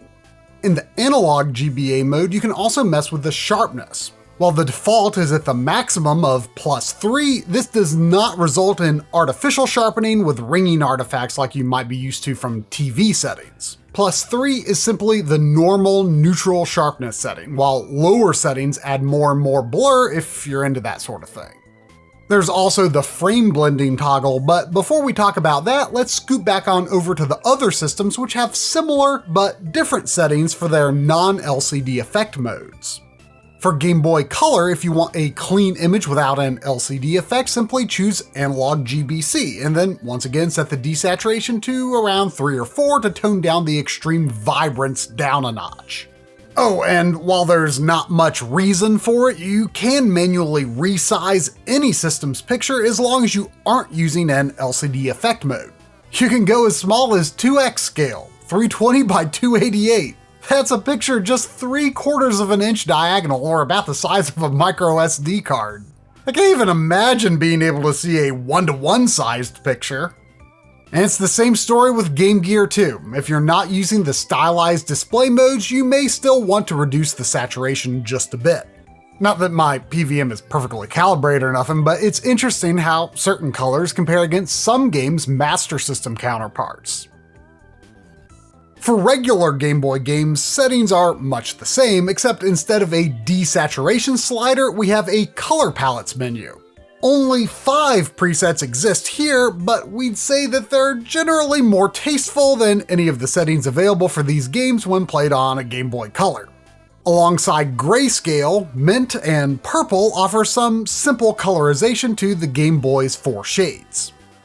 Meanwhile, blue and green do something similar to what Game Boy Color does, allowing a distinct palette to be assigned to sprites and backgrounds separately. So both options display sprites in a reddish hue, while backgrounds are either blue or green. A function for loading and editing custom palettes is there, but is presently grayed out, and we are greatly anticipating it. This would allow for all kinds of possibilities, and we're curious to see if palette formats created for Mister or software emulators like Gambate might work here too. I know that I'll totally be loading up all of the Super Game Boy preset palettes on here as soon as I can. It's really too bad that custom palettes didn't make the cut for launch firmware, but hopefully we won't be waiting too long. Speaking of Super Game Boy, one missing feature that would be a total game changer is the ability to use Super Game Boy enhanced palettes and sound in supported games. Games with Super Game Boy support can change color from scene to scene and even have separate palettes for different regions within the screen. But they've never been officially supported in any way aside from playing on Super Nintendo. And it looks so much better than how some of these games look on GBC, GBA, or a GameCube Game Boy player. We imagine that the complication here is that at least some portion of an SNES core would likely have to run alongside the Game Boy core. Not to mention, I assume there would need to be some sort of software not copyrighted by Nintendo that would interpret the color information in the same way as an actual Super Game Boy. But we have been reassured that this is possible, so hey Analogue, let's see it happen. I mean, gosh, could you just imagine playing with those beautiful Super Game Boy enhancements, but with the GBC LCD screen effect? I can, because that's what I thought I'd be doing on Christmas morning in 1998. Nintendo's Game Boy Color palettes for the regular Game Boy games really let me down hard.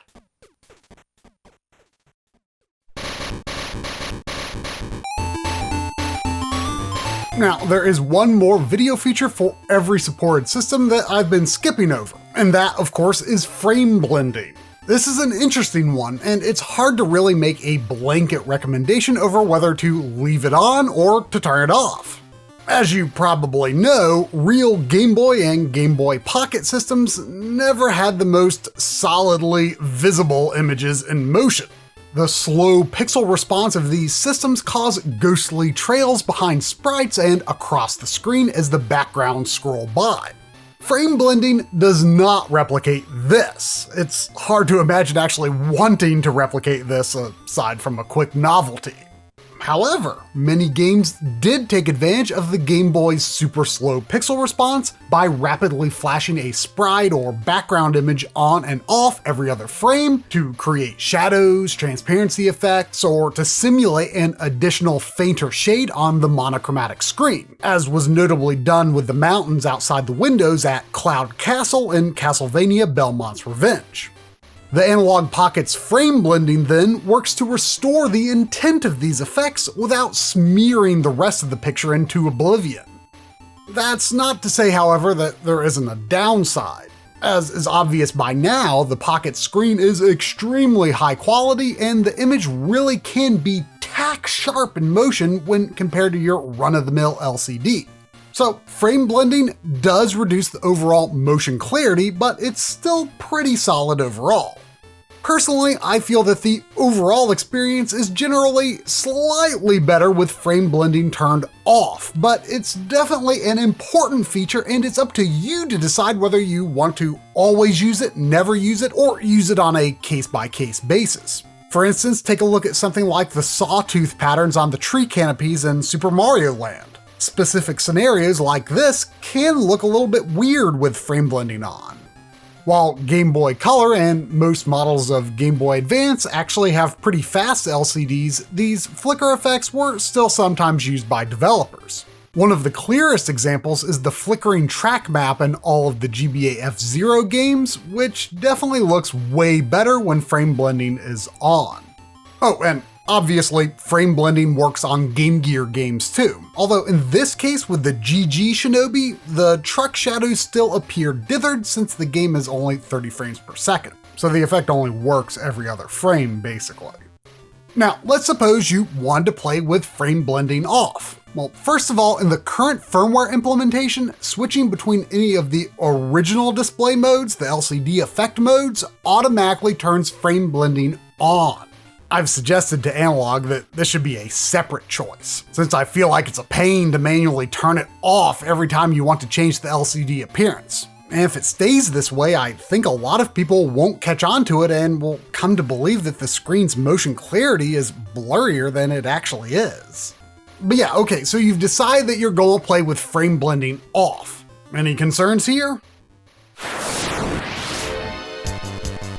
Well, you might recall that in the summer of 2020, I had a bit of a run-in with these flicker effects and how they present on various replacement screen kits for original DMG, Game Boy Pocket, GBC, and GBA systems. Would the Analogue Pocket have similar issues? I had actually been kind of worried about this, to be honest. But you see, a lot of these Game Boy replacement screen kits are just repurposed excess replacement screens for like BlackBerry phones and things like that. Not necessarily cutting edge tech. That said, they certainly are a lot easier to see compared to the original unlit screens, which has made these mods very popular and widely distributed. But one drawback that drives me absolutely nuts is how most of these screens seem to respond to these somewhat common flicker effects. The short version: the flicker quickly begins to become more stable once it appears on these screens, but when the flickering object moves away, the screen itself continues to flicker for some time in the spot where the object was. This is a common behavior on some IPS panels and can also be a temporary annoyance with other types of content on IPS TVs or monitors, like bob deinterlacing from retro gaming scalers. Another characteristic of some of these screens that drove me out of my mind is the bizarre repeating of dark outlines visible as the screen scrolls, which is mostly visible only in games with very simple shading styles. I call it the Lady Sia effect because it is so egregious in that game on all of the third-party GBA replacement screen kits I tested. There were several commenters on our Game Boy Screen Mods video who seemed to think that this looked similar to artifacts caused by overdrive features on gaming monitors that attempt to reduce LCD motion blur. Now, I must emphasize, these are absolutely not universal issues among IPS displays, but the Analogue Pocket uses a low-temperature polysilicon or LTPS panel for its LCD display. And if you chose to disable frame blending and you came across a 60Hz flicker effect like this, well, it simply does not have the retained flicker issue. And the Lady Sia effect is also completely absent. Thank goodness. Before we move on from this, in prepping for this episode, I actually checked back in with Tito from Macho Nacho Productions, who so impressively cranks out beautiful modding videos on a weekly basis, with a heavy focus on handheld mods. I wanted to know if any of the newer mods that have cropped up in the past year or so have improved on the ones I looked at in 2020. And his general assessment seems to be that most of the latest Game Boy mods have focused on easier no-cut, no-soldering installations, or additional features like video output, with only minimal advances in screen and picture quality. Tito was generous enough to get us some footage of the most recent drop-in GBA screen mod he installed, and as you can see, the F-Zero track map still has some funky flicker retention behavior. Likewise, some of the newer mods based on the BlackBerry Q5 screen also exhibit flicker retention, like this Game Boy Color version. But that said, the Q5 mods have a nice little on-screen display and an optional LCD grid overlay effect. Sure, it doesn't have anywhere close to the sheer pixel density of the Analogue Pocket, but overall it looks like a really solid and affordable choice if you enjoy DIY projects, would prefer to take more of an original hardware route, and if you think my nitpicks with them are really no big deal to you at all. So please check out Tito's installation videos over on his Macho Nacho Productions YouTube channel to see if this type of thing might be for you. LTPS panels, like the one in the Analogue Pocket, allow for extremely high pixel density, and I think it was absolutely the right choice to prioritize achieving that 10x integer scale for Game Boy games over any other screen characteristics, like the perfect black levels that OLED might have been able to achieve. That just seems like overkill, considering that these games don't even necessarily look their best with ultra-high contrast ratios. But obviously that's not to say that the screen isn't capable of very vivid high-contrast images if you do want that. The screen feels very uniform overall, and there's no noticeable edge glow from the backlighting or anything like that. The only criticism I have here is that on pure white or nearly pure white screens, I feel like I can kind of see that the left half of my unit screen has an ever so slightly cooler color temperature compared to the right half. But you know, it might just be my eyes or all in my head, because if I pull this shot into Photoshop, there does not seem to be much significant difference at all as I drag the eyedropper tool from side to side. The screen feels quite sufficiently bright to me at its default brightness of 75, which I've opted to stick with for battery life purposes, as well as to keep the black levels as relatively dark as possible. Oh, and speaking of battery life, we haven't done hardcore tests, but one day I had the Pocket on pretty continuously for, 5 or 6 hours and only got down to 40%. So I could definitely see myself potentially choosing it over my Nintendo Switch for a plane trip based on that alone. Now, one more thing to be curious about in regard to not only the screen, but the nature of the FPGA-based hardware emulation itself. Do the games run at their original speed? And if so, does the screen refresh at that same rate without any judder? This is notable because many screen mods have had to go through several revisions to eliminate issues such as screen tearing or duplicated frames due to the screen being locked to around 60 Hz. But Game Boy systems run just a bit further under 60 Hz. The most straightforward means to test for this is to run a game with an on-screen clock for a good several minutes and see if the original Game Boy and Analogue Pocket get out of sync. The verdict? Original Game Boy games do indeed seem to be a perfect match for the original hardware speed, with Tetris Attack not losing sync over the course of a 10-minute test. But what about the screen? Does it refresh at the same pace as original hardware? Well, as far as we can tell, it does indeed. We cannot spot any unnatural judder while running down long corridors or in any of the other go-to scenarios that we use for testing these things. So this is extremely good news for both gameplay authenticity as well as for the overall quality of the experience. We ran the same tests on Game Boy Advance with equally satisfying results. And Game Gear too. The Analogue Pocket stays in sync with the original hardware and does so without any screen judder. Alright, can you believe it? We're finally done talking about the screen. Here I was thinking there wasn't that much to say about it. Fooled myself on that one, but before I hand it off to Corey for him to go over accessories and compatibility, let's briefly, it's gonna have to be briefly, look at the audio. Listen to the audio. Look and listen at the audio. Here's some stuff about the audio. Much like how no one really wants the LCD motion blur to be as bad as a real Game Boy, there's no way a $200+ Game Boy recreation is gonna just have a fuzzy mono speaker. The Analogue Pocket then helps the Game Boy actually live up to that dot matrix with stereo sound by actually giving us stereo speakers.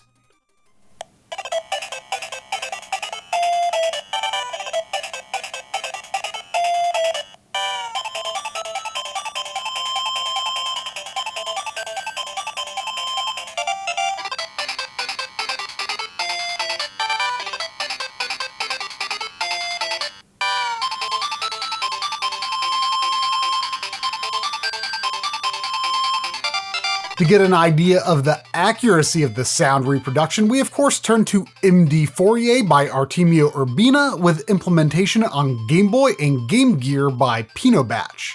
Without getting too technical, the Analogue Pocket's Game Boy audio seems to be an overall close match to the audio signatures generated by real Game Boy hardware, with low frequencies being very similar and higher frequencies being attenuated. Game Gear is the same story, and neither is surprising since this approach is typical of Analogue's previous implementations. The data, though, does show us that the Game Boy seems to be overall a bit pitched up, which is strange because the jailbreak Game Boy core from the NT Mini did not have this issue. So while it should not be taken as a true reference of the original hardware audio, how you feel about any differences will depend on your own ear, your preferences, and what you bought the Analogue Pocket to do, just to play or to make music. And it could potentially even change or become even more accurate, we just don't know, but here's how things stand at launch with recordings directly from the headphone jacks.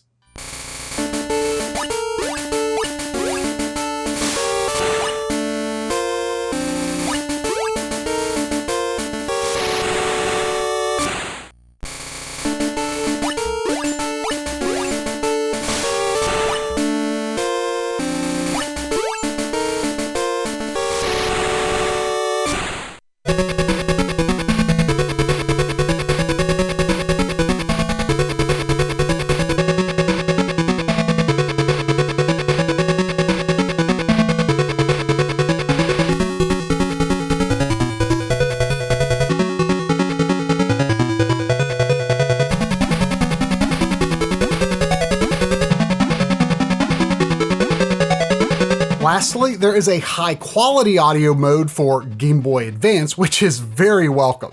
But don't expect any miracles or anything completely unique here. Various methods have been used in the past to reduce noise in GBA audio. We haven't determined if there's anything worthwhile lost from using the high-quality audio, but it does reduce fuzziness, which can help a ton in some scenarios. I found the difference to be especially noticeable in the WarioWare main menu.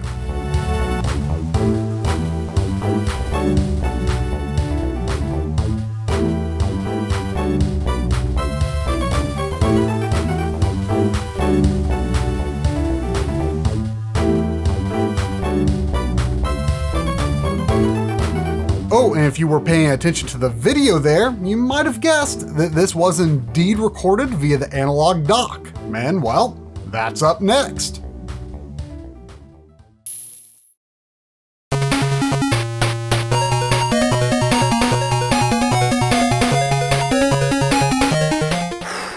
Alright, now that Tri has all of our heads swimming in resolutions and refresh rates, let's see if I can dial it down a bit so we can have a nice relaxing look at the Pocket's accessories and compatibility with existing devices. Let's begin with the big question mark here, the Analogue dock. When the Pocket was first announced, the original plan was to ship the handheld system first and the optional $100 dock sometime later. But after all the delays, they're now launching at the same time. To be blunt, while the Pocket is a fully realized product with only a few missing features, the dock's launch firmware is majorly lacking. The rear of the dock features an HDMI port, USB-C power, 2 USB ports for firmware updates and wired controllers, and a sync button for Bluetooth controllers. But the initial list of supported controllers is very small.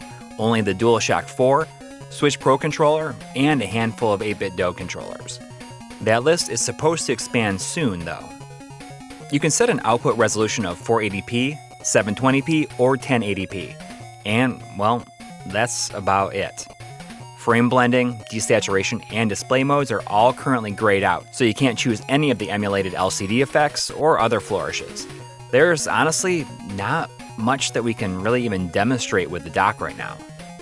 By default, games for all systems are scaled to fill the output height, using sharp interpolation to get there. If you're using 1080p output, then you have the option of also choosing the largest possible integer scale. This will give you the sharpest pixel edges, and the picture is still reasonably large, so either choice is great. You might recall that previous analog systems have used a frame buffer mode called zero delay to minimally adjust game speed to sync frame delivery to the HDMI output, but that is yet to be implemented. So while game speed does match the original hardware, there is some judder when playing on the dock. Oh yeah, the analog DAC, you know, that thing that lets you connect these systems to a CRT? Well, that's not compatible yet either. We've been reassured that the dock will see a major firmware update in early 2022 that'll add many of the missing features.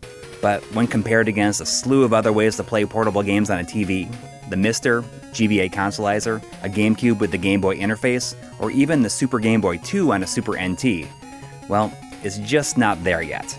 Maybe we'll take another look at the dock more in-depth after it actually has more features to go in-depth on. Alright!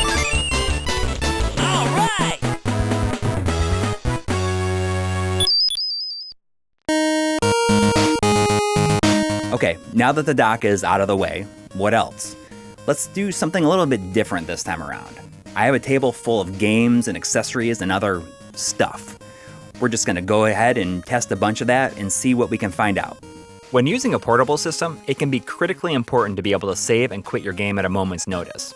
Like, say, if the subway train is arriving, or your puppy gets riled up and then starts chewing on something they're not supposed to. Some Game Boy Advance games had a built-in button combo that would let you put the cart to sleep, but it wasn't a system-wide feature until the Nintendo DS. Built-in sleep functions. After living a life that good, it can be hard to go back. Thankfully, the Pocket is able to suspend a game at any time by putting the system into an ultra-low-power sleep state. All it takes is a quick, solid press of the green power button. Pressing the button again will wake the system up and restore you to the exact moment in the game. You know, suspending a game doesn't seem like that big of a deal these days, but I honestly can't think of a time when it's been possible with real cartridges that were never designed to have such a feature available in the first place. I'm not 100% sure how it works, but it seems the Analogue OS creates a save state, which it then restores and then deletes upon rebooting the system. Wait. So wait a second. Save states? Although they're currently available in beta form, you can save your state at any time by holding down the menu button and pressing up on the D-pad. Load that state by pressing the menu button and pressing down. It's so easy to do, but also really easy to forget which direction does what.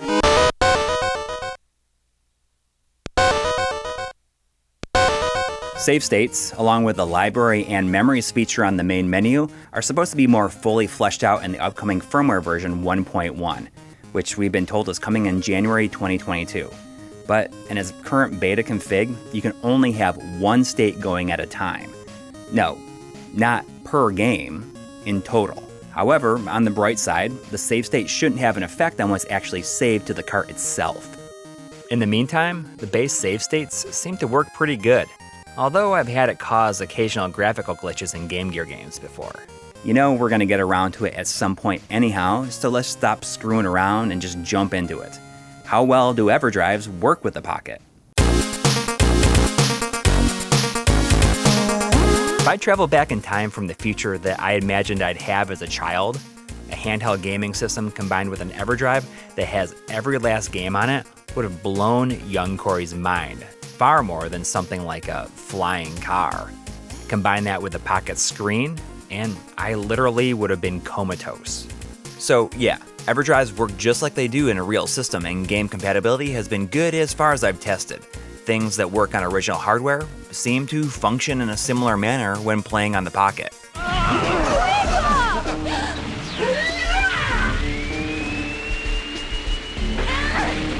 The Game Gear EverDrive X7 and Game Boy EverDrive X7 both have their own save state features built in, which are useful, if a bit clunky at times.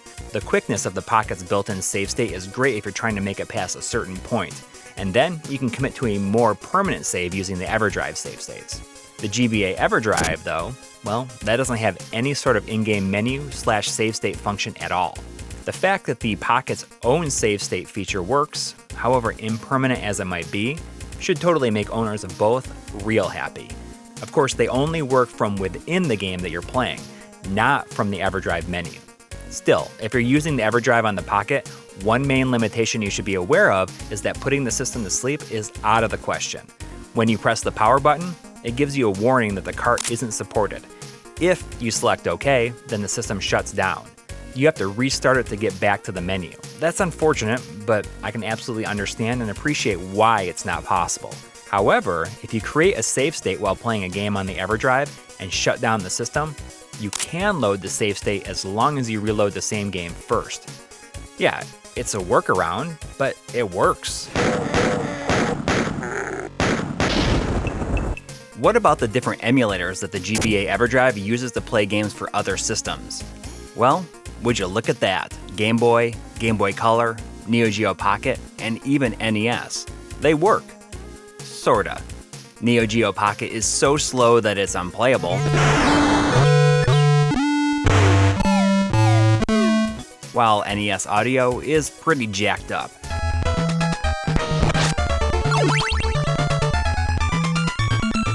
The same is true with the GG EverDrive when it comes to SG-1000 and Master System games. Think about it. You can play Dragon Wang with razor-sharp pixels anywhere you want. Although the hardware on those systems is much closer, the higher resolution causes the image to be too big for the screen, and it can't currently be scaled down to fit. This issue plagues some of the Game Gear games that run in Master System mode, like Castle of Illusion starring Mickey Mouse. But we have been told that this issue will be fixed soon via firmware, if it hasn't already. And then, we can really play some Dragon Wang. I should probably mention that firmware updates are handled through a micro SD card, while the dock is updated using a USB thumb drive. Maybe it's basic of me, but I really like that the release notes can be viewed in the About section. Because it's not like you'll be able to run down to Target to get a travel case for the system, let me say the complete name here, Impact Resistant Transparent Pocket Hard Case, is pretty nice as far as travel cases go. It's sort of embarrassing, but it took Tri and I way longer than we'd like to admit to figure out how it all fits together. So here, the 4 riveted bumps go into the screw holes on the back, while the top fits on with the Analogue logo in the lower left. And there you go. I just saved you 25 seconds of bemused puzzlement. If your goal is to look as silly as possible while playing your Analogue Pocket in public, then I have 2 suggestions. First, the Master Gear adapter runs Master System games when run through the Game Gear adapter. Although I can think of a number of reasons why you probably wouldn't want to do this, the least of which is that it currently still has the same scaling issues as the other ways to play SMS games. Second is the Game Boy Game Genie. It works, but I think not having the added reinforcement around the cart slot combined with the general top heaviness means that this beast will shake loose at the slightest nudge. Or maybe I just need to clean my stupid games better.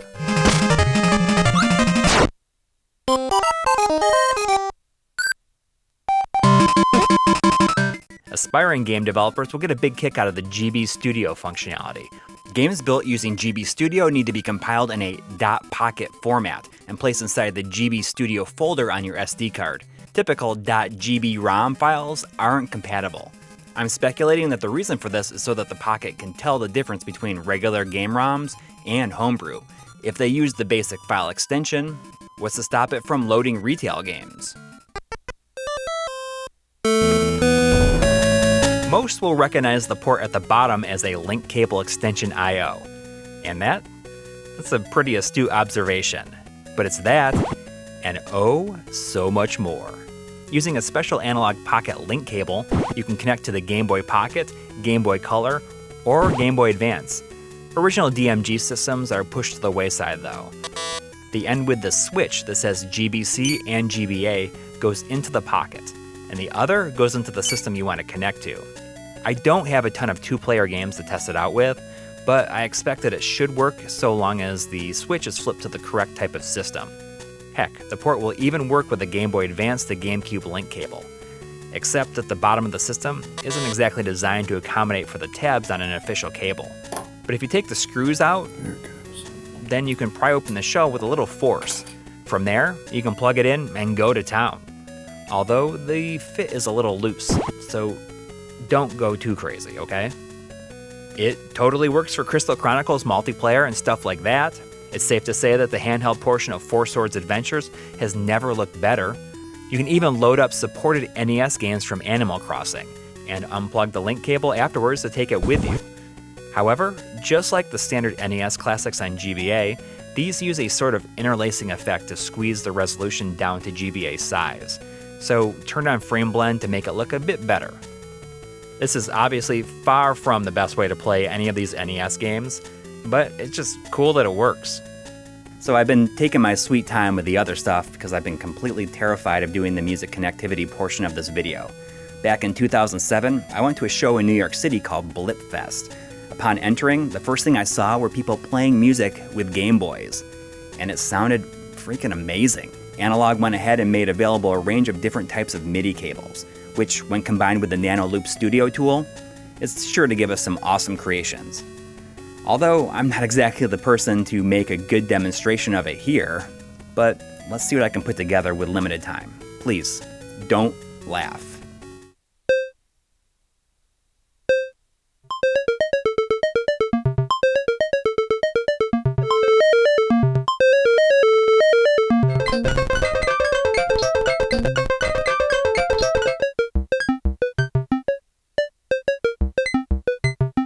As you can see, I have no idea what I'm doing. I'm not a musician, but I have recently purchased a MIDI keyboard to see if I can learn a bit about it. At first I was under the impression that I could hook the keyboard up to Nano Loop Studio, but I'm not sure if that's the case just yet. I feel like Nano Loop is a super powerful tool, but for me to attempt to do something impressive with it right now in this moment, well, I'm just embarrassing myself. We'll see what I can do with it over time. What do you think? The Analogue Pocket is a super solid device that has already changed the way that I play portable games. It's small, versatile, and represents a different approach for Analogue. At first, video options seem limited compared to the sorts of stuff we've seen from their previous systems, but when you look at it as being a completely self-contained device, you realize that it doesn't exactly need to cast as wide of a net. I mean, I could see myself buying future revisions if Analogue were to ever iterate upon the hardware, or even offer different colors. Yes, there are several better ways to play handheld games on a TV with not only the GBA consolizer and Game Boy interface, but also the Mr. FPGA, which offers what I consider to be the best way of doing so right now. But I just don't think that Analogue is interested in competing in that market right now. And I don't think that anyone interested in the Pocket should buy it just for the TV connectivity alone. The dock just seems to be a means to offer a Nintendo Switch-esque experience. Although, I still hope that the capabilities are significantly expanded regardless. This is a handheld device first and foremost, and it's been developed with a pretty incredible screen that the current cores take heavy advantage of. I'm really interested to see how the Analogue OS 1.1 update fulfills or expands upon the original promises. But what we already have right now provides the most satisfying portable experience out there for its supported games.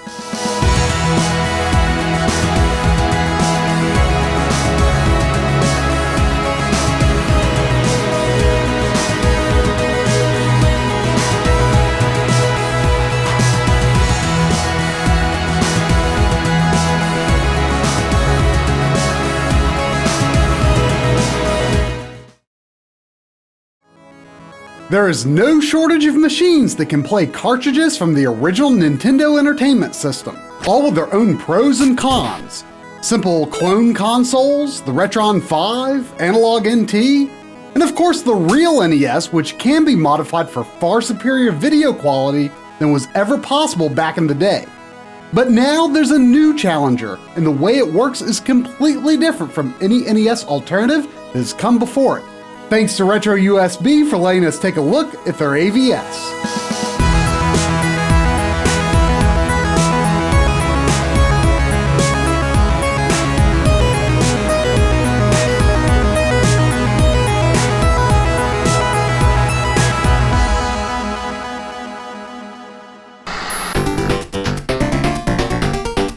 The Nintendo AVS, or Advanced Video System, was the name of a prototype NES machine that Nintendo abandoned before bringing us the system that we all know and love.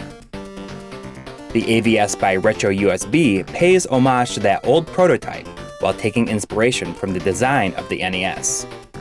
The AVS plays your standard NES and Famicom cartridges and outputs audio and video over HDMI. Of course, this is nothing new. The Retron 5 and the Retro Freak support HDMI, but they're lightweight computers running emulators. The High-Def NES, which we've previously featured, is a sophisticated HDMI mod for real NES consoles, and the exact same product used in the Analogue Nt. The Analogue Nt itself counts as an original hardware solution because it uses authentic NES processing chips on a redesigned motherboard. So what is the AVS then? Is it a clone or just another emulator box? A rebuilt machine using salvaged parts? Well, it kind of lives outside of the typical categories you might think of. We talked a little bit about FPGAs and RGB 207, which has significantly gone down in cost in recent years. FPGAs are highly versatile circuits that can be programmed by anyone to suit a wide variety of purposes, allowing firmware updates to add features and alter operations. FPGAs are capable of being trained for pretty specific functions. They serve as the basis for many of the advanced console mods we've seen in recent years. Even the open source scan converter is an FPGA at heart, and that's why it has so much potential within fixed hardware. FPGAs can even be used to mimic another hardware design, such as, well, why not the NES? The AVS is not original NES hardware, but it is an advanced circuit, an FPGA programmed to run just like the original hardware. It's not a traditional clone because the parts aren't simple approximations of the real thing, and it's not an emulator box either. Software emulators approximate the relationship between the game and the hardware through software, which is much more likely to be inaccurate in a variety of ways. What makes the AVS different is the hardware approach. You might call it hardware simulation. If you think of a console as essentially a bunch of transistors, then an FPGA can be configured to run a specific array of transistors. This is how the AVS is able to function almost exactly like a real NES. But of course, any approximation of original hardware, whether through software or hardware, depends on what is known about the original and how it's interpreted by the one implementing it. While there have been FPGAs capable of mimicking console hardware, like the MIST FPGA computer, the AVS is notable for being a no-fuss, consumer-ready option that actually uses original game cartridges. On the back, you've got a Famicom expansion port, HDMI output, and a mini USB port for power. It features 4 controller ports on the front. Under the lid, there's separate slots for NES and Famicom, front-loading for your nostalgic pleasure and top-loading for your imports. You might have to put in some extra effort when inserting NES cartridges, because it grips them really tight. Removing a cartridge also requires a bit more effort than an original NES. An important distinction that makes the AVS completely different from software emulators is that it does not dump the ROMs. It just interacts with cartridges like a real NES. A dirty or poorly seated cart might even cause some of the corruption that NES fans are quite familiar with. Oh yeah, it's also compatible with the Famicom disk system, but it's kind of an awkward fit for the RAM adapter. Still, the point is the AVS works with pretty much everything but Rob and light guns, since they wouldn't work on an HD TV anyways. It's also fully compatible with NES flash cards like the EverDrive.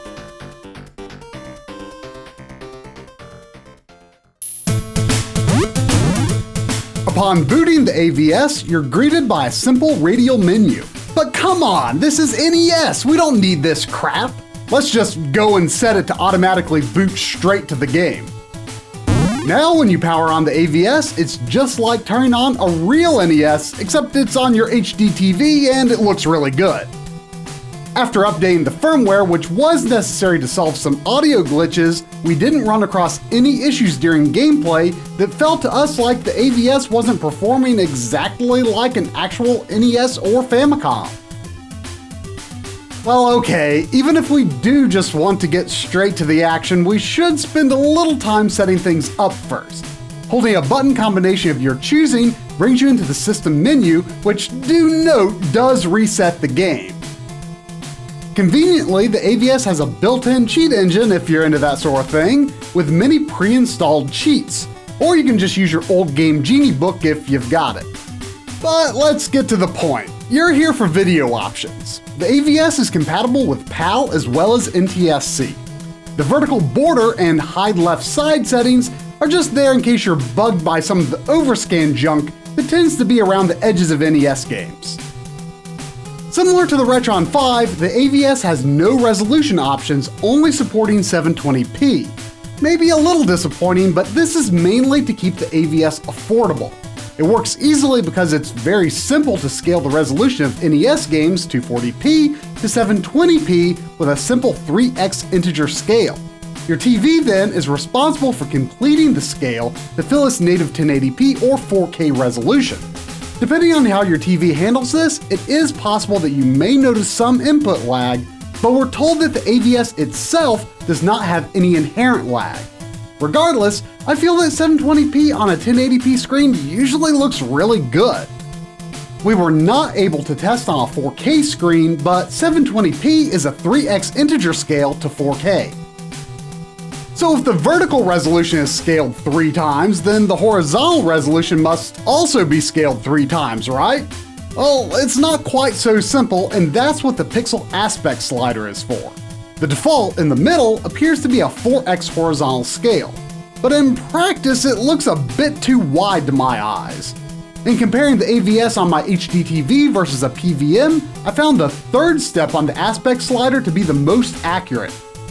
But notice that with this setting, pixel sizing in the horizontal axis is not uniform. Remember, when NES pixels are displayed as intended, they are slightly wider than they are tall, not squares. On a CRT, non-square pixels appear to have equal width, but on a digital fixed pixel display, this can cause issues. In our episode on the high-def NES, we show how non-integer scaling causes a shimmer as the screen scrolls.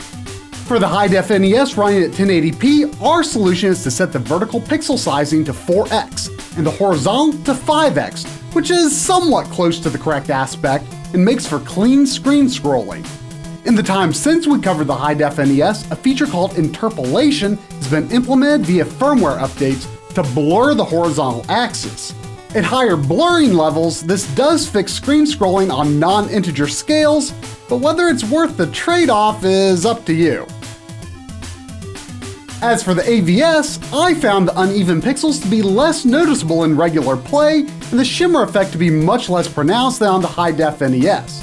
In fact, I can't see it in Contra at all, but something does seem to be a bit off when moving at certain speeds in other games. Obviously, whether it bothers you is going to be pretty subjective. The AVS is 720p, so the perceived effect of non-integer scales is going to be a bit different than with 1080p. In the AVS menu, the far left, middle, and far right settings appear to be integer scales. On the other hand, when you use the NES RGB mod, or any other system for that matter, with a scaler like the FrameMeister or OSSC, these devices are digitizing and sampling an analog signal, which results in the borders between pixels being averaged. In other words, the horizontal axis is represented in such a way where integer scales are not necessary for even pixel sizing and smooth scrolling. Of course, you gotta have a scan lines option. The AVS allows you to adjust the darken lines however you like. I find the scan lines to look really nice and even when my TV is set to screen fit mode. One more interesting video option is the ability to increase the NES sprite limit. The NES only allows 8 sprites per scan line, so when characters and objects flicker or partly disappear, it's because there's too dang many sprites. For me, it's just an accepted part of the NES experience, but for others it's a real nuisance. The extra sprites option lets you nearly double the sprite limit, making flicker pretty much never happen. Though we aren't aware of specific examples, it is possible that this can cause some games to behave incorrectly, so keep this option turned off if that worries you. Another matter that we have to talk about is color. An unmodified NES literally doesn't speak RGB, meaning its colors have no defined RGB values. What the colors should look like is more a matter of interpretation and preference than an exact science. You could argue that the PlayChoice 10 palette for NES arcade machines is the official RGB palette, but it's rather garish and pretty far removed from actual NES colors. There's also Nintendo's Virtual Console, but it's weirdly dark and really blurry. The NES RGB mod and high-def NES default to popular palettes that had been previously established in emulators. NES RGB mods usually include a physical switch to change color palettes, while the high-def NES allows you to choose through a menu. As of launch time, the AVS has only one color palette.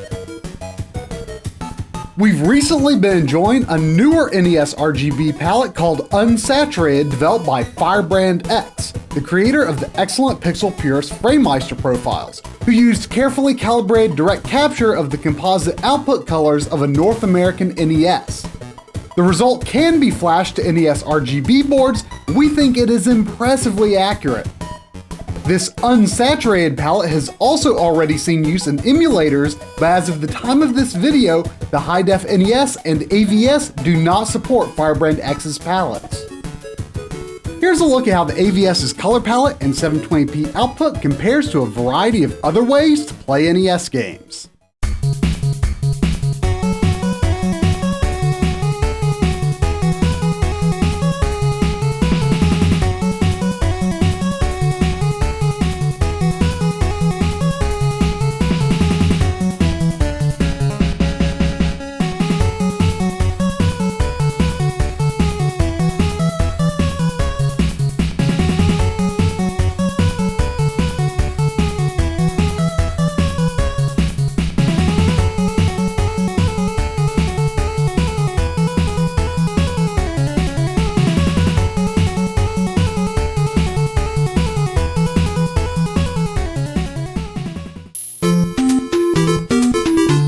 So, what do you think? The AVS isn't necessarily the definitive best, but we think for a lot of people it's going to hit the sweet spot of quality, features, and price.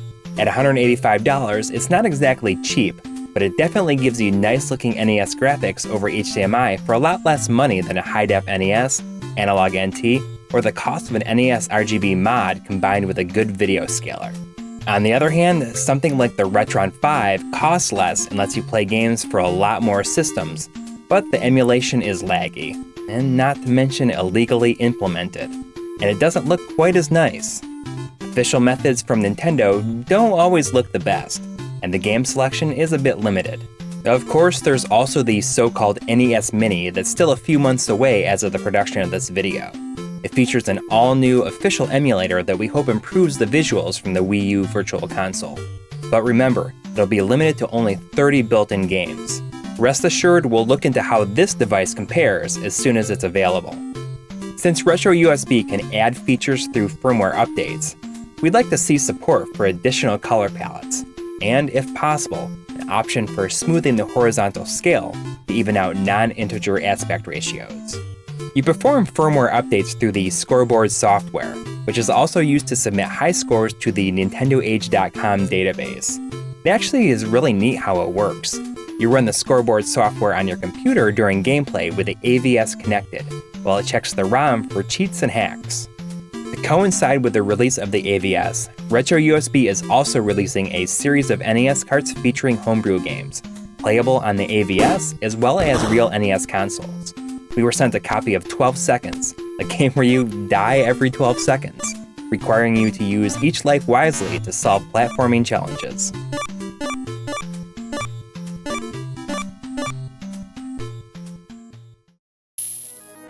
While the AVS is the first FPGA to be sold specifically as an NES alternative, we already know it won't be the last. We do have to wonder if this concept is too impure for original hardware aficionados, or if it will sway emulator fans to start building a collection of cartridges. And does either group care about the distinction between software emulation and this sort of hardware simulation? But the AVS is a worthy machine that we hope finds its audience, with HD output, performance indistinguishable from the real thing, and most of the features that we would want, without things getting so overly complicated that it no longer feels like playing an NES. If it catches on, we hope to see this sort of FPGA alternative created for other, more technically demanding consoles at affordable prices.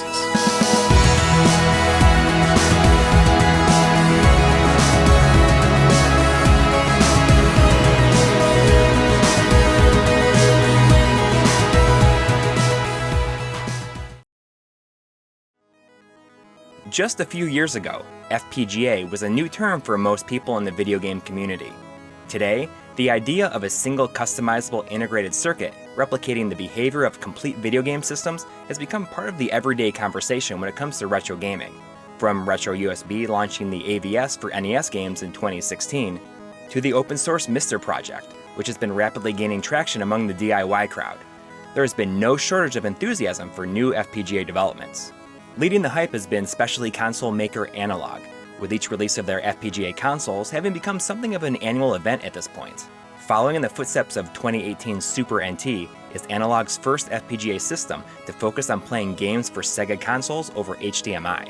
So let's take a closer look at the Mega Sg.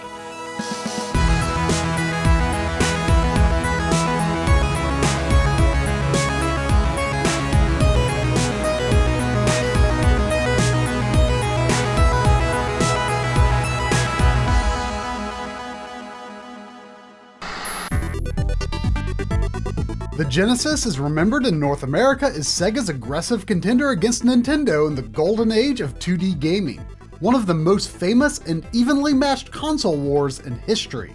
While the Master System and Mega Drive both made stronger dents in the computer-dominated European market than Nintendo could manage.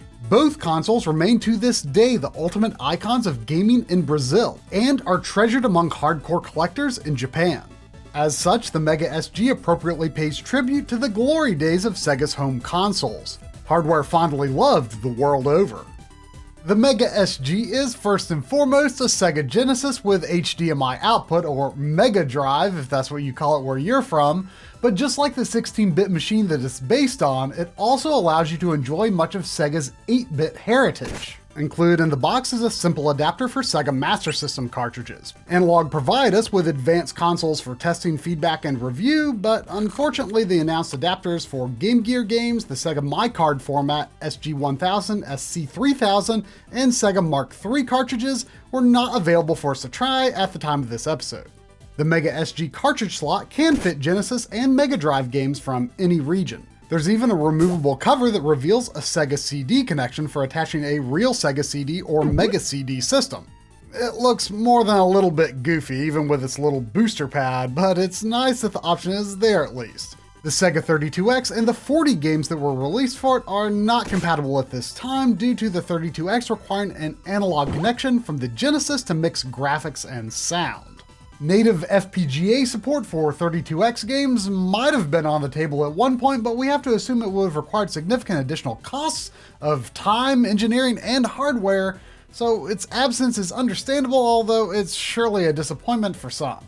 In 2018, we had high praise for the aesthetics of the Super NT, owing to its much more compact, sensible, and affordable design compared to its NES and Famicom-focused predecessor, the far more pretentious and now discontinued Nt Mini. And as we had hoped, the Mega Sg stays the course set by the Super NT, being nearly the same size with a similar hefty weight, and sharing the same design language while also referencing the hardware that inspired it through its glossy circular motif on top. Both systems carry a price tag of $189, so they are very much not impulse buys, but are still less than half the cost of Analogue's previous hardware. The Mega Sg has a digital pack-in game as well, the previously unreleased Hardcore renamed Ultra Core by the now famous DICE Studio. Also like the Super NT, the Mega Sg uses a Cyclone 5 FPGA implemented on a board designed by the ever-dedicated master of reverse engineering, Kevin Horton.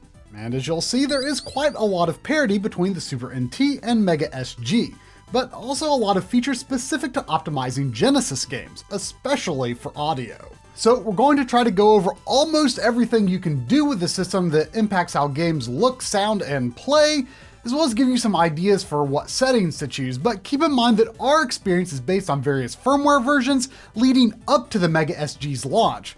So it's possible that menu organization could change or various features may behave differently later on down the line.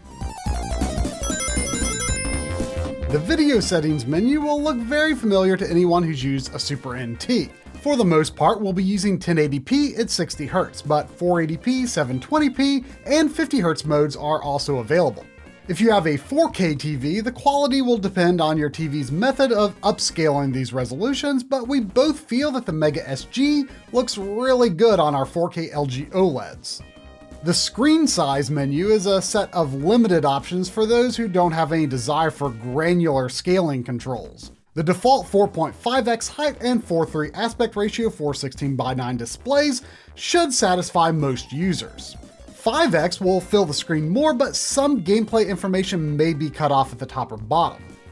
However, don't be afraid to zoom up to 5x for any and all Master System games because they will never overshoot the 1080p screen space. The 4:3 aspect ratio is the safest choice, but the answer isn't necessarily so cut and dry when it comes to Genesis games. We'll explain why when we get to the advanced video settings. And by the way, if you're running a Master System game, any settings you change and save will not overwrite your preferences for Genesis games, so don't be afraid to optimize based on whichever system you're playing. The Scalars menu offers the typical assortment of lightweight smoothing filters if you're into that kind of thing. But don't expect any advanced heavy processing filters like in emulators through RetroArch or anything like that.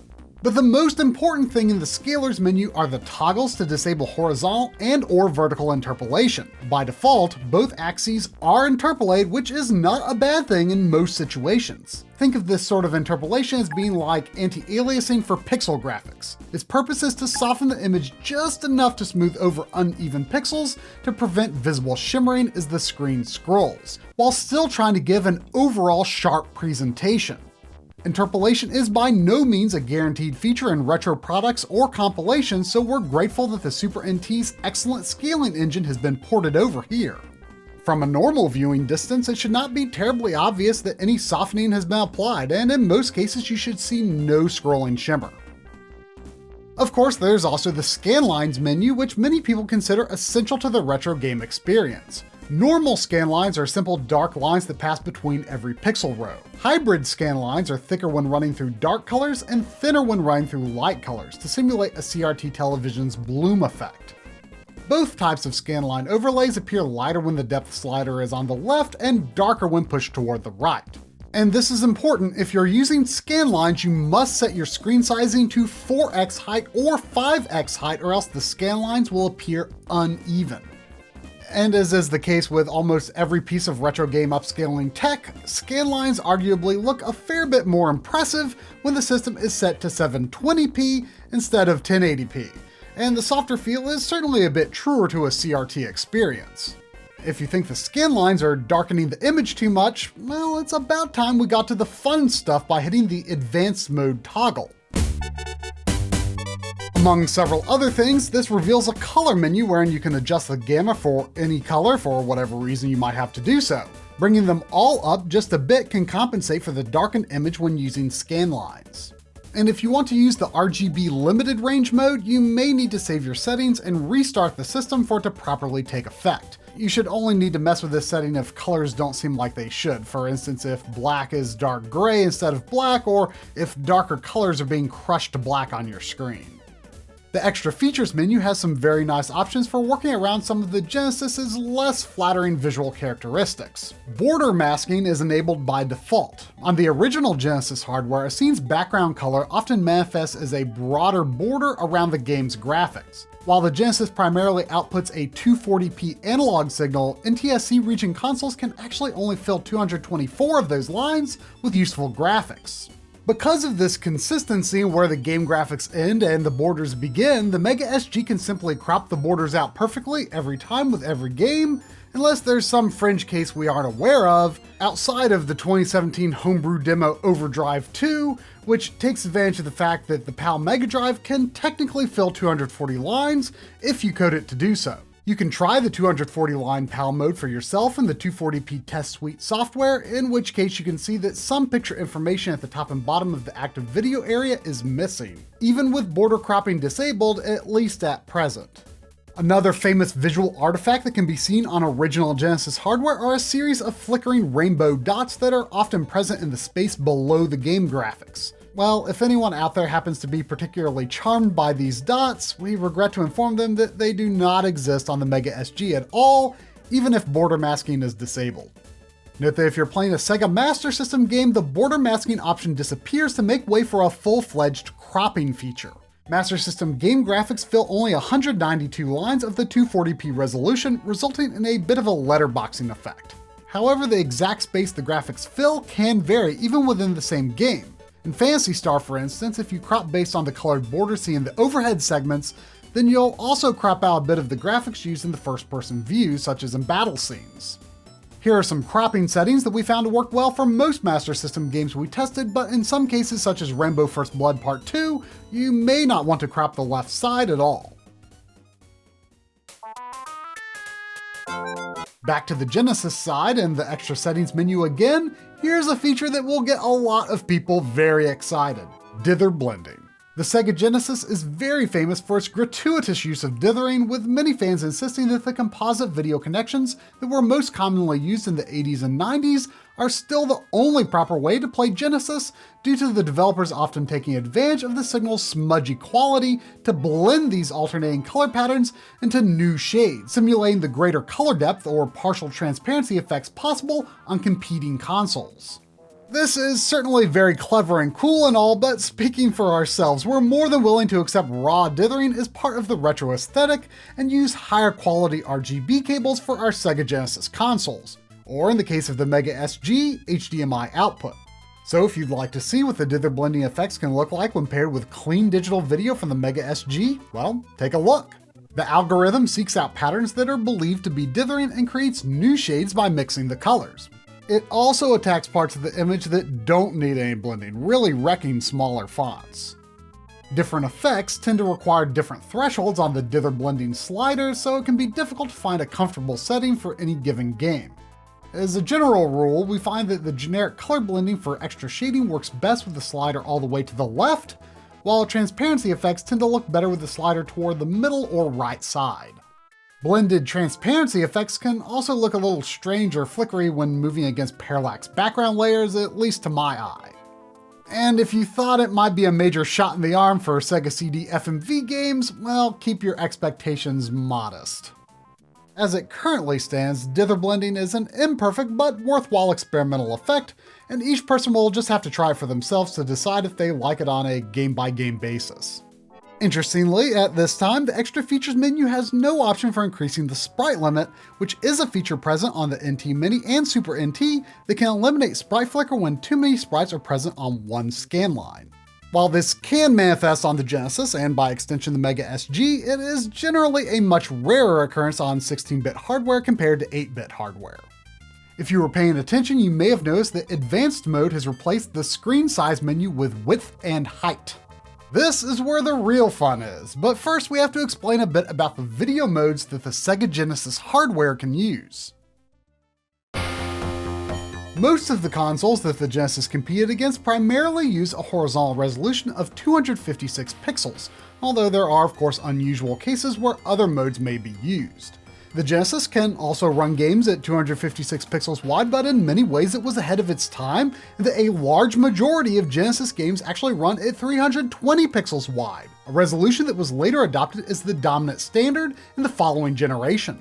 When using analog output from an original Genesis console displayed at a 4:3 aspect ratio, you can see that 256 horizontal games have wider pixels, and 320 horizontal games have narrower pixels, making possible more detailed characters and backgrounds. Luckily, the advanced width and height menu offers separate sliders for 320 pixels and 256 pixels, allowing the Mega Sg scaler to treat each differently if you so please. This is helpful because some games do use a mix of modes, a 320 pixel title screen but 256 pixel gameplay for instance, or vice versa. If you'd like to reference which North American region games use 256 pixel wide resolution for their main gameplay, Firebrand X has compiled a useful list that you can download from his website. And there are also a few rare cases of 480i use on the Sega Genesis, by far the most famous being the split screen competition mode in Sonic the Hedgehog 2. Modes like this were highly experimental at the time and, let's face it, not too pretty. Ys 3 has an option to turn the game to interlaced mode too, for some reason, and as you can see at present the Mega Sg opts to display interlaced content with the raw combing artifacts, which, given 480i's lack of use on the system, adjusting this is surely a low priority. The Mega Sg's default sizing settings are totally acceptable for casual use. You can hit the start button to jump between important preset positions on each slider. Here are a few interesting sizing combinations you might want to look at. First, integer scales. Let's set 4x height and move both width sliders to 1360. As indicated, this gives us 4x horizontal sizing for 320 pixel wide games and 5x horizontal sizing for 256 pixel wide games.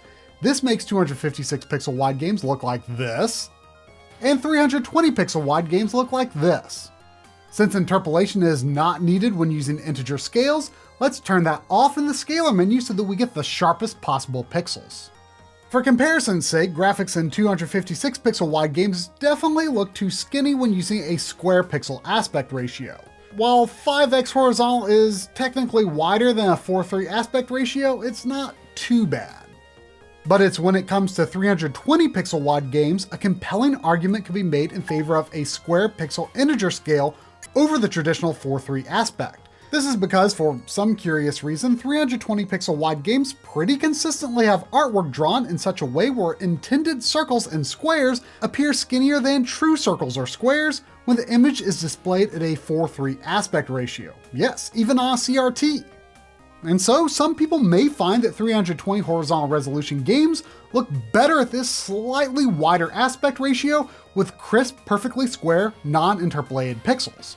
It's both incorrect and more correct at the same time, if that makes sense. You'll just have to decide for yourself.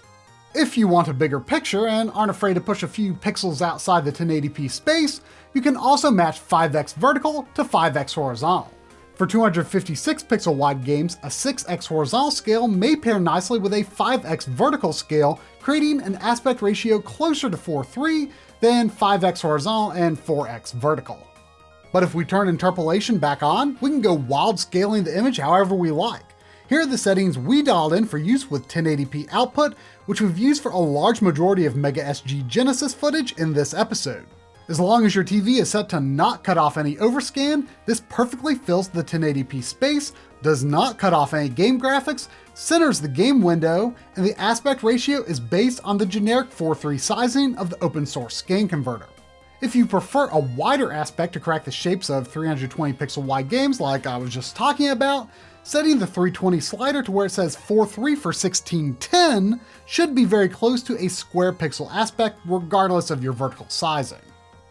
While the interpolation of the Mega Sg is very good, how well it works can depend on your screen size setting, so if you do happen to spot a distracting bit of shimmer, feel free to bump the horizontal width a notch or two in either direction to change the interpolation phase, which should solve your problem.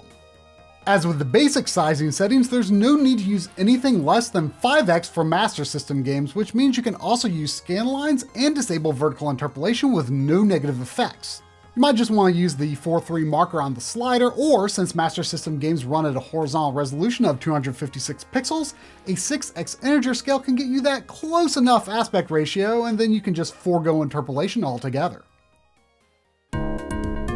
The last advanced video feature that we need to talk about are the buffer modes, although these are not really video features because they control the speed at which the entire system runs. As has been the case with previous FPGA consoles by Analogue, the hardware speed has been minimally tweaked so that every frame update can match an even 60Hz output, presumably for maximum compatibility with digital displays. This is because, as is the case with many consoles of the Analogue era, the NTSC Master System and Genesis don't output perfectly on-spec frame rates, but rather something most video processors identify as 59.91 Hz.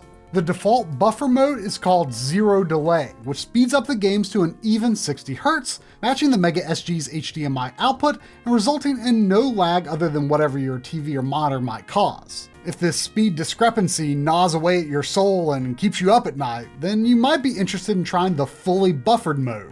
The idea here is that the Mega Sg is supposed to run at the same speed as original hardware, with the trade-off being that lag per frame varies between 0 and 1 frames of lag, while one duplicate frame appears every 13 seconds, which some people might occasionally notice and others won't. The single buffer mode, by comparison, is apparently even less lag, but an unsightly screen tear rolls down the screen every 13 seconds instead of displaying a duplicate frame. So it's a really tough choice between fully buffered and zero lag modes. I mean, we're talking an extremely minuscule speed difference, but I totally get that thought in the back of your head that reminds you it's not exactly the same as the real thing. Compared to original hardware and fully buffered mode, the zero lag mode gets ahead by only 45 frames over the course of 10 minutes. Not even an entire second's worth of difference. But that probably still disqualifies it from speedrunning, so it just depends on your needs. We do hope that Analogue's analog adapter, which they are still promising is coming, will coincide with new system options to allow the true original system speed, which is the case when using analog output instead of HDMI with NES games on the NT Mini. And there's also speculation that the analog adapter may make it possible to use a 32X with the Mega Sg. So we'll just have to wait and see what's gonna happen with that. And related to analog video, there are a variety of mods for the real Sega Genesis hardware to further improve video and audio quality. So here's Bob from RetroRGB to give us a quick overview of the latest development. Unfortunately, every model Genesis will have some kind of issue. Model 2 and 3s will always have audio that's generally worse than Model 1s, and all Genesis consoles will have some kind of video interference, including the notorious jail bars. There's a new device that solves almost every issue on all Genesis and Mega Drive consoles, the triple bypass. This board has upgraded audio and video amplifiers, allowing for the best possible analog audio and video signal you can get from a real Genesis console. Of course, it will never be as clean as a true digital-to-digital solution, but in my opinion, it's currently the best option out there for real hardware.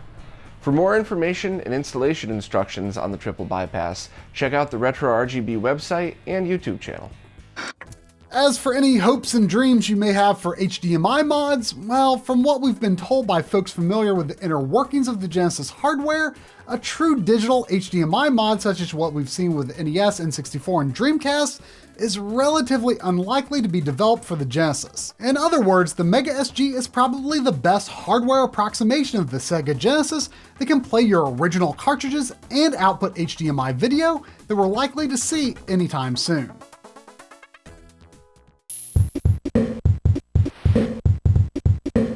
All right, it's looking good, right? But how does it sound? Many Sega aficionados insist that the distinctive Genesis sound has so much more personality and character than the competition, but it also proved challenging for many composers. In the right hands, you could get something like Revenge of Shinobi.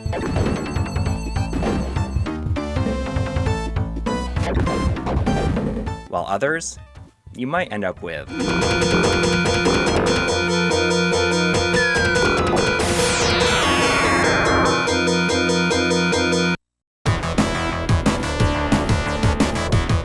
The Sega Genesis uses a Yamaha FM synthesizer to generate its signature sound, making it one of the last major home consoles to use true chip tunes.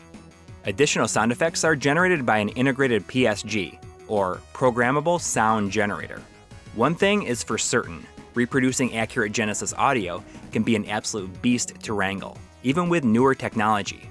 Muddying the situation even more is that only certain Genesis board revisions are considered to have ideal audio quality. The main difference in sound quality comes down to the use of two different sound synthesizers over the lifespan of the system. Early systems used a discrete Yamaha YM2612, while later models employ an ASIC Yamaha YM3438.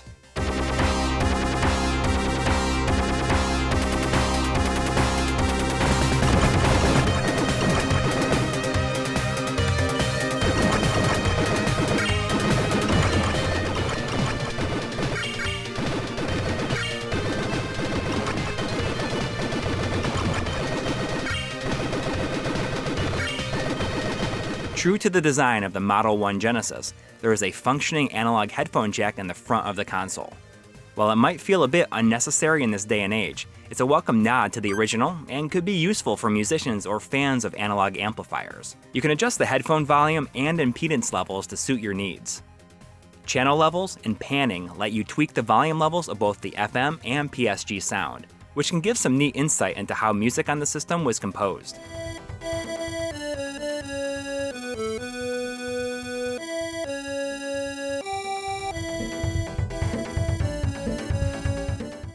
A -3 dB output cut is enabled by default, which is mainly aimed at players using soundbars or monitor speakers.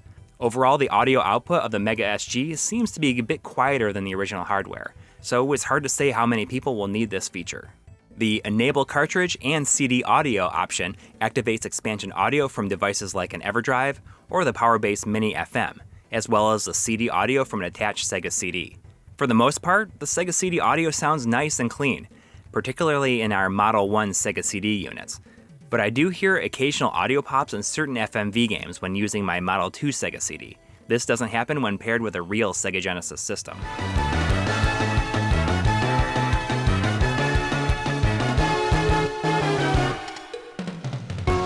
Of course, you can adjust the expansion audio volume levels as well as swap the stereo channels. We've heard that some faulty AV cables, or even certain models of the original console, may have had their audio channels swapped, so this is for those people who may remember the music a little bit differently.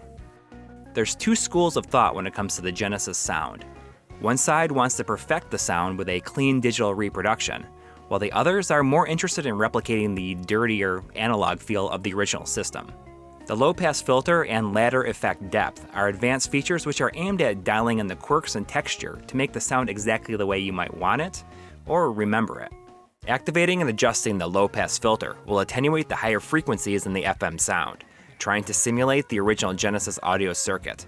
This setting previously applied a brick wall filter, which didn't quite achieve the desired effect.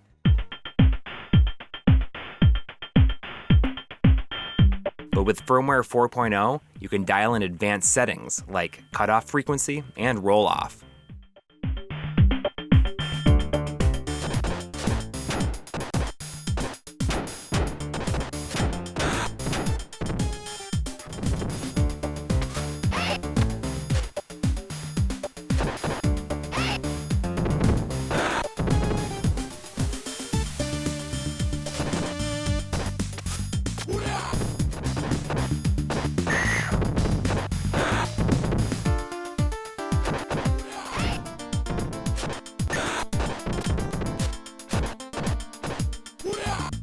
Ladder effect depth refers to the noise in the audio, an important characteristic of the original sound. In some games, this was used to give extra depth and texture to the audio, and is apparent in games like Afterburner 2 and Thunder Force 2.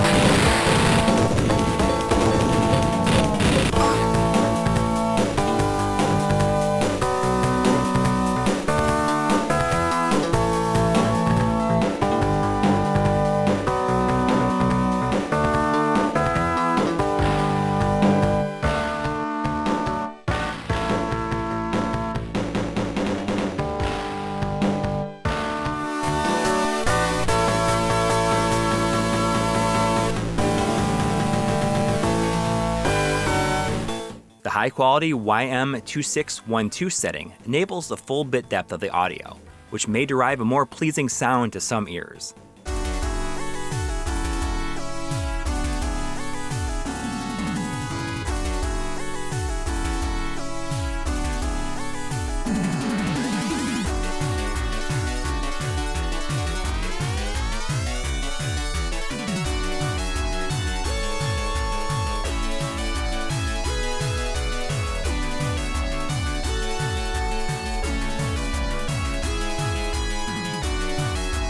The YM2612 waveform setting modifies how the FM audio is synthesized for some fun experimentation.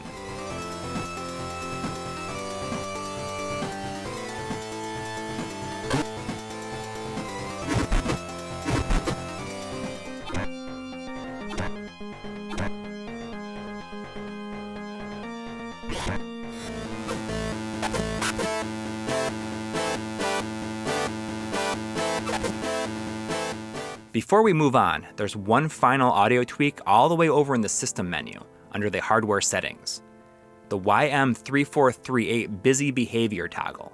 This very specific option replicates certain compatibility quirks that cropped up as the sound hardware changed. The two most common examples of this are Earthworm Jim and Hellfire, where the music plays at different speeds depending on the console revision. You can toggle this on and off and hear the differences in real time. Pretty neat.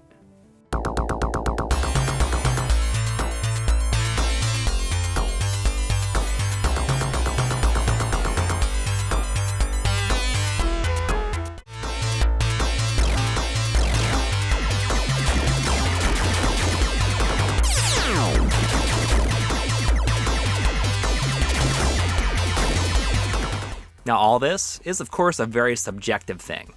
Without a doubt, audio is the most important challenge for the Mega Sg to overcome in order to pass muster for the most discerning Genesis enthusiasts. Hopefully all these controls give most people the tools that they need to be happy with the system's sound. And we hope that it can be refined even more once the hardcore Genesis audiophiles really put it through its paces and provide Analogue with further feedback.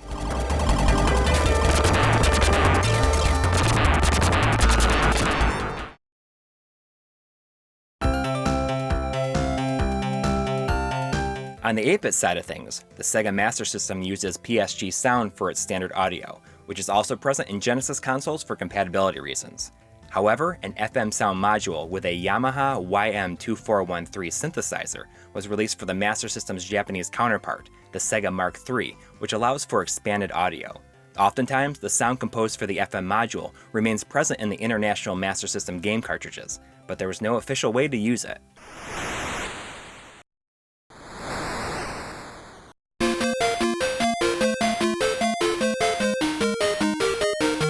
To access the FM sound hidden in many of your Master System cartridges, simply go to the Core Settings menu and tick the YM2413 box.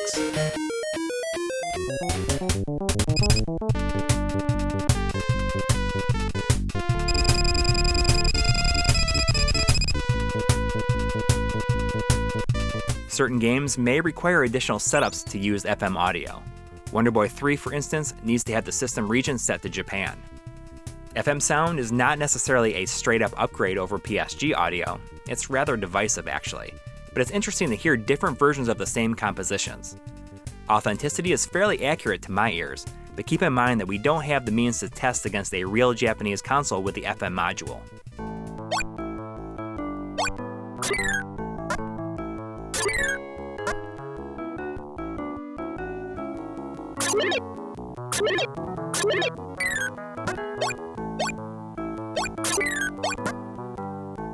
There's other ways you can listen to the Master System FM sound through the Mega Sg if you enable cartridge audio in the audio settings menu. The Powerbase Mini FM by DB Electronics is a Master System adapter for the Sega Genesis that actually uses a real embedded YM2413 chip that generates FM sound and passes it to the console through the cartridge port. The Mega EverDrive X7 can do the same thing through an emulated FM sound function. However, with the Powerbase Mini FM in particular, you may hear a bit of hiss due to the noisy nature of the YM2413. Similar to the Game Boy CPU noise that can be heard when passing unattenuated Game Boy audio through to a Super NT.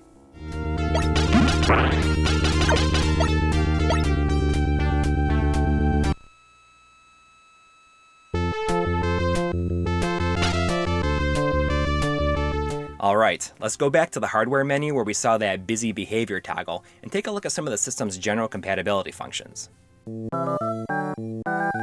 Your choice of region is pretty simple for the most part. Just choose the region whose cartridges you own the most of. While North American Genesis consoles can't physically fit Mega Drive games without modification, some later generation games also have software-based region protection, such as Monster World 4, which blocks you from playing by displaying an error message. The auto region detection feature is enabled by default, which works around these issues without any involvement on your part. However, we found that auto detection does not work when launching region lock games from an EverDrive, so you'll have to manually switch the hardware setting first. In some cases, you can force different versions of a game by turning off auto detect and selecting a different region.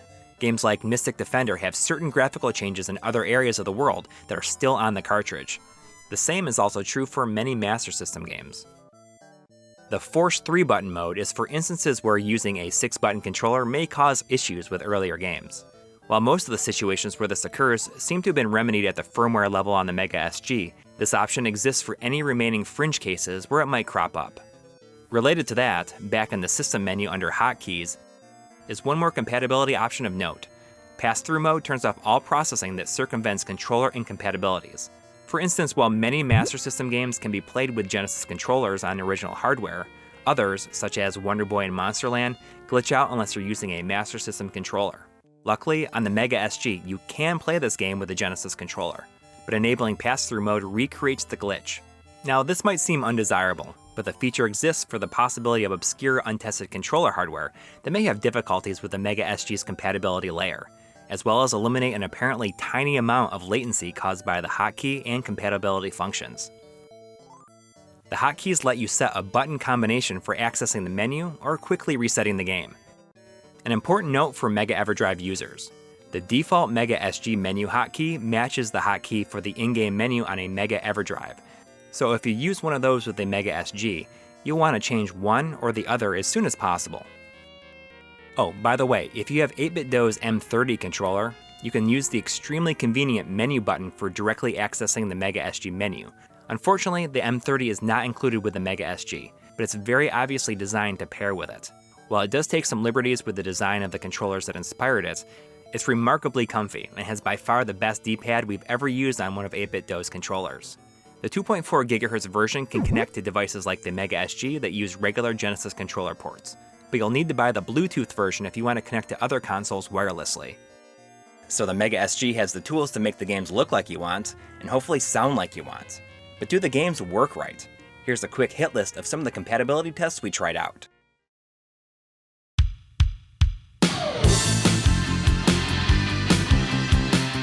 We've already mentioned EverDrives in passing, but I can confirm that the Mega EverDrive X7 works like a charm and will boot Genesis, Master System, and even SG-1000 games. So there's some good news for the Dragon Wang fans out there.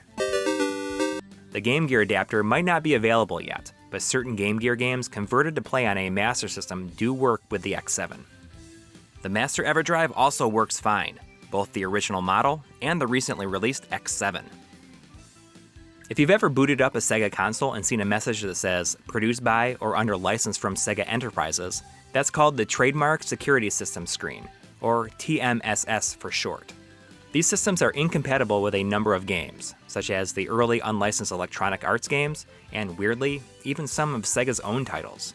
Thankfully, the Mega Sg is based on an earlier, non-TMSS version of the system, so compatibility with games like Populous isn't broken at all. A lot of people were especially curious as to whether or not Virtua Racing would work, due to its use of the SVP chip to render polygons on screen. A number of clone consoles and even the Genesis 3 will not play the cartridge without a mod. Luckily, Virtua Racing worked like a charm on the Mega Sg in our testing. Pure Solar, the 64 meg cartridge released in 2010 from developer Watermelon, was not only the largest game ever released for the Genesis hardware up to this point, but also utilizes the virtually unknown ability to use the Sega CD and standard cartridge slot in tandem. I wonder if the Mega Sg will be able to play Paprium. Other non-standard cartridges, such as these homebrew carts from Mega Cat Studios, seem to function exactly as intended, and are just treated like normal games by the Mega Sg. The same goes for the recently released Tanglewood. If you have the official Sega Power-Base converter for playing Master System cartridges and game cards, well, in theory we bet it would work, but the unit's plastic housing blocks the Mega Sg's HDMI port. Sega CD games carry some of the same limitations as with original hardware, such as region protection that is handled at the BIOS level. Your Mega Sg region must match your Sega CD or Mega CD's hardware region, otherwise you'll just get an error message. To play CD games from another region, you can in theory use a flash cart like an EverDrive to load different Sega CD or Mega CD BIOS. Sega CD compatibility is overall fairly good, but unfortunately we ran into more issues than we were expecting, considering how well everything else works. Chuck Rock wouldn't load for me at all, and Willy Beamish had graphical and control issues before freezing up. Night Trap got caught in an infinite reboot loop on a Model 2 Sega CD, but played just fine on a Model 1 unit. These game discs do work fine for us through real Genesis hardware, but it's hard to be completely certain if any number of variable mechanical factors couldn't be partly to blame here. Don't forget to tick the Enable Cartridge and CD Audio option in the audio settings to hear CD audio. You can also crank up the volume there as well if you wish.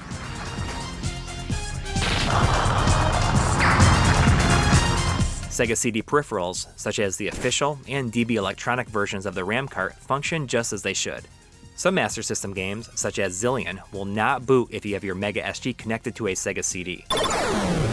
However, I found that rather than physically disconnecting the Mega Sg from the Sega CD, a more convenient workaround for this incompatibility is simply to unplug the power supply from the Sega CD system. Other than the Sega CD problems, all compatibility issues that we came across during our pre-release testing have already been solved with firmware patches. But no doubt, once this thing is in the hands of the masses, more issues will crop up, and just like the Super NT before it, we hope that most issues will continue to be swiftly resolved. Ultimately, yes, FPGA hardware is a sort of emulation. Hardware-based emulation, which tends to cause arguments over semantics and technicalities between hardware fans and software emulation fans, trying to tear down each other's preferred method of playing. And I think these squabbles boil down to misunderstandings of why a person might choose one method over another. From my personal perspective, an FPGA or other hardware-based solution that's configured by trusted engineers like Kevin Horton with proven track records are appealing because of their predictable hardware environment. Regardless of whether a system like the Mega Sg is 100% true to the original hardware or only 99.5% accurate, you can still count on it to behave the same way every time without the unknowable compounding factors of emulation running in a software environment. Software emulation, of course, has its own perks in resolution and accessibility, so the choice of hardware or software simply comes down to each person's priorities. Important work is being done in both the hardware and software sides of retro gaming, with new developments in each field helping to advance the other. So let's not say that your one preferred ultimate method is the best, and just enjoy the fact that so much is being done to further our hobby and give people interesting new ways to play, so that we can keep these games alive and accessible for today and tomorrow.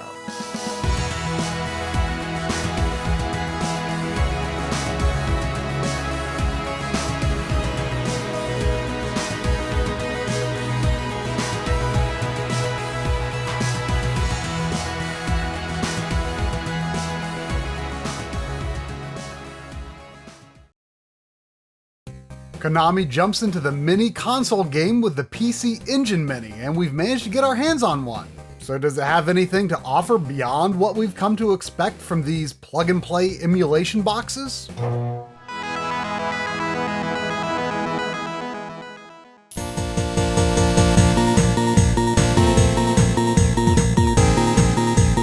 So the PC Engine Mini is finally out in the wild, but unfortunately, as of right now, it's just the PC Engine Mini. The equivalent Core Graphics Mini and the TurboGrafx 16 Mini are not yet released because of production difficulties due to the current pandemic.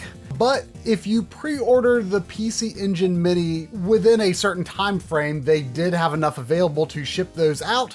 But Corey did get his, so he's the man who's got the experience here.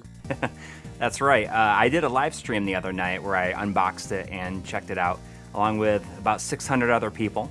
Apparently it's going to be Amazon exclusive in Japan and in the US. It sells for about $100. The PC Engine Mini that I got was $110 shipped from Amazon Japan. You don't even have a PC Engine to actually compare it to, at least the original small model. I have those, but it's not really that much smaller than the actual PC Engine, is it? It was much more appealing to me just having the smaller unit. I can't compare them side by side, but from everything that I've seen, they're very, very similar in size. Basically, it's a almost one-to-one recreation of the PC Engine. There's a couple of notable differences. There's no ports on the side, obviously, for AV out or power. Those have been moved to the back. Behind the external bus flap, which actually comes off, and then you have the HDMI out and USB power. One thing I did like is that when you power on the system, the little tab that holds the Hue card in on an original system is there as well. It's kind of interesting that Konami was the one that released this, because you never think of Konami being like releasing hardware, you know? Right, and NEC is kind of scrubbed from the whole thing. I mean, it makes sense. It makes sense that they would do that, but I mean, it's kind of sad. And it comes with one controller, which is based on the very original PC Engine controller, which means there is no turbo switches on it at all. That's almost kind of like how in the US we got the 3-button Genesis controller and people complained about that. I think that was the pack-in because of nostalgia reasons. and maybe that was the thinking behind doing it with the PC Engine Mini, no turbo on it, but I mean, come on, I feel like that's kind of an essential part of the system. You can buy extra controllers for it, and they are the ones with turbo switches on it. But at least the controller cord is much longer, and the system has 2 controller ports. They're just USB, of course, but the original had a very short controller cord and only 1 input. If you wanted to play multiplayer games, you had to have a multi-tap. So what did you think of the controller? I mean, obviously neither of us have held a brand new PC Engine controller before. I thought it felt really good. It's a little bit stiffer, I think, than than an original controller. You know, the buttons are not quite as spongy. It does feel a lot lighter and maybe feels a little bit cheaper. So as far as I know, it's pretty much just like the other Mini or Classic Edition consoles where you plug it in with USB, you've got your HDMI cord, and you turn it on, you've got 720p output to your HD TV, and that's that, right?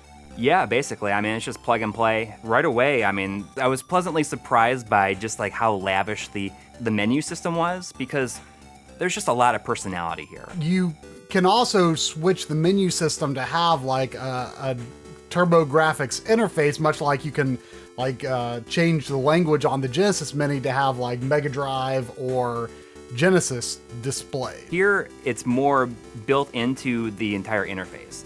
You can go to the lower right-hand corner and select TurboGrafx 16 or PC Engine, and it will change it over to that layout, and it will have games that are specific to that region.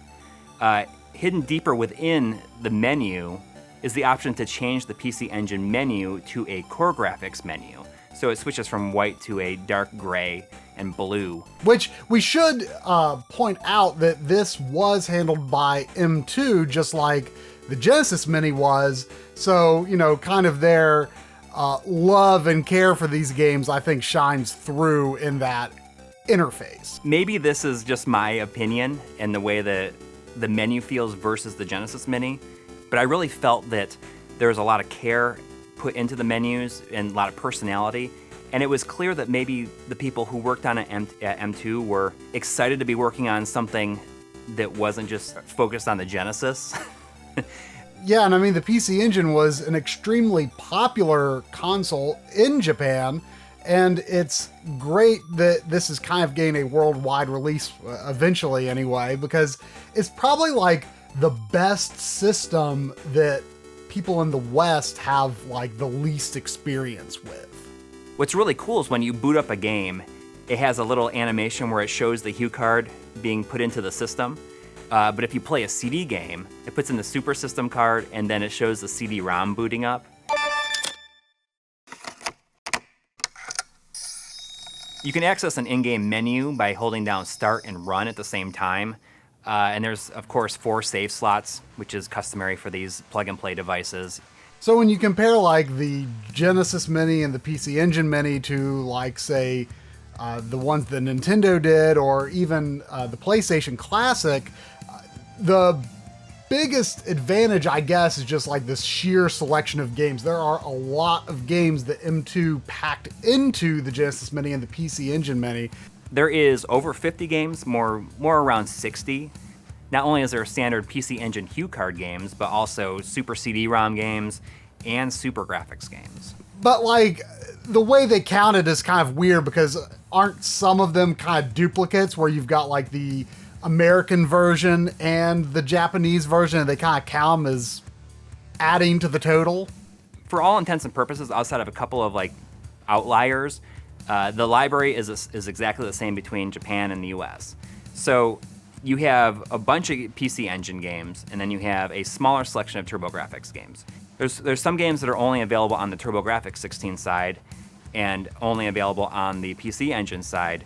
But a lot of the games don't even have any sort of language barriers. But at least there are some nice kind of more expensive games, like Newtopia 2 is on there, which is, you know, not one of the most expensive games on the system, but it is cool to have a game like that, and I think there's several others on there that are pretty expensive. There is some super expensive games on here. It almost makes me wish that they had included even more. I'm not sure if they had the rights to it, but I mean, specifically Sapphire. And then we've got like Castlevania Rondo of Blood, which is also an expensive game if you want the original version, but it's not really as special as it used to be because they have luckily released it in numerous forms over the years.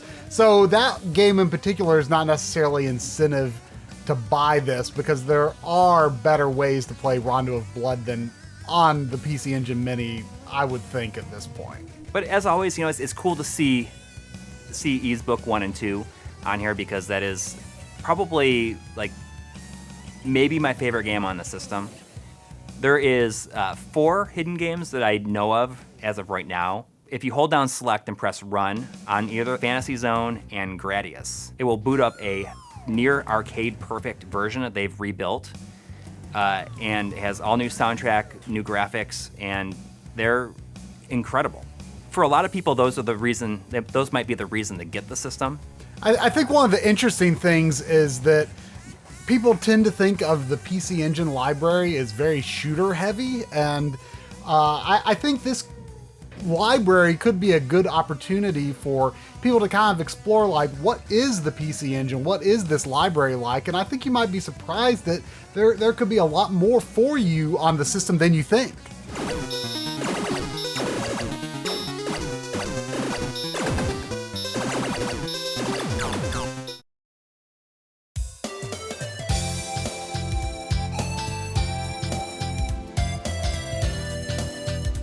But I think most people are probably watching our video in particular because they want to hear us talk about, integer scales and non-integer scales and does it shimmer when it scrolls and stuff like that. So what do we got on the video options side? You have 5 total options, and probably 2 or 3 of them are the only ones that matter. On the PC Engine Mini, you have 2 specific screen size settings that cater to the 256 pixel wide games, which is the majority of the games on the system. One of them is a 3x vertical scale and a 3x horizontal scale. So that would give you square pixels, which technically, if you're going by how those games would be displayed on a CRT, that actually makes them too skinny. You look at the library on here, and a lot of them are vertically scrolling shooters. And that more narrow aspect doesn't really affect that. And it just takes a little while to get used to. But I guess a lot of people who maybe have tried these games on an emulator or something like that, they aren't used to seeing what they look like on original hardware. That sort of skinnier aspect ratio might be how a lot of people are used to seeing it. It's not correct, but it's one of the better options I think you have available here from what I saw. It is not the default option, but I feel it's the best. You also have an option that is a 3x vertical scale, and it takes that horizontal scale and slightly stretches it so it's a more typical 4:3 aspect that we're used to. But what that means is that you're going to have like the typical shimmering that you would expect. I was hoping that would make a couple of the games on the system that ran at 320 pixels wide. I was hoping that would make it so that those games were integer scales, like Ys Book 1 and 2 and Ghouls and Ghosts, but alas, it did not.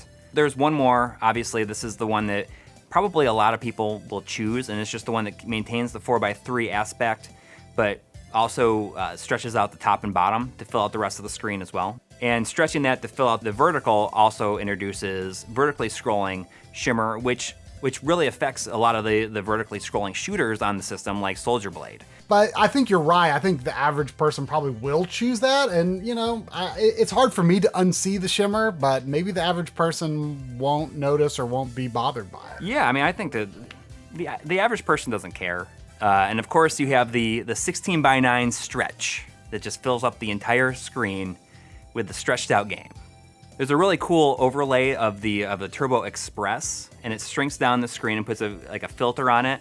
And it's definitely more of a novelty. It's fun to look at, and it's like, hey, that's pretty neat. But I can't think of anybody that would actually want to play a game seriously using that. It's just more of to bring a smile to your face.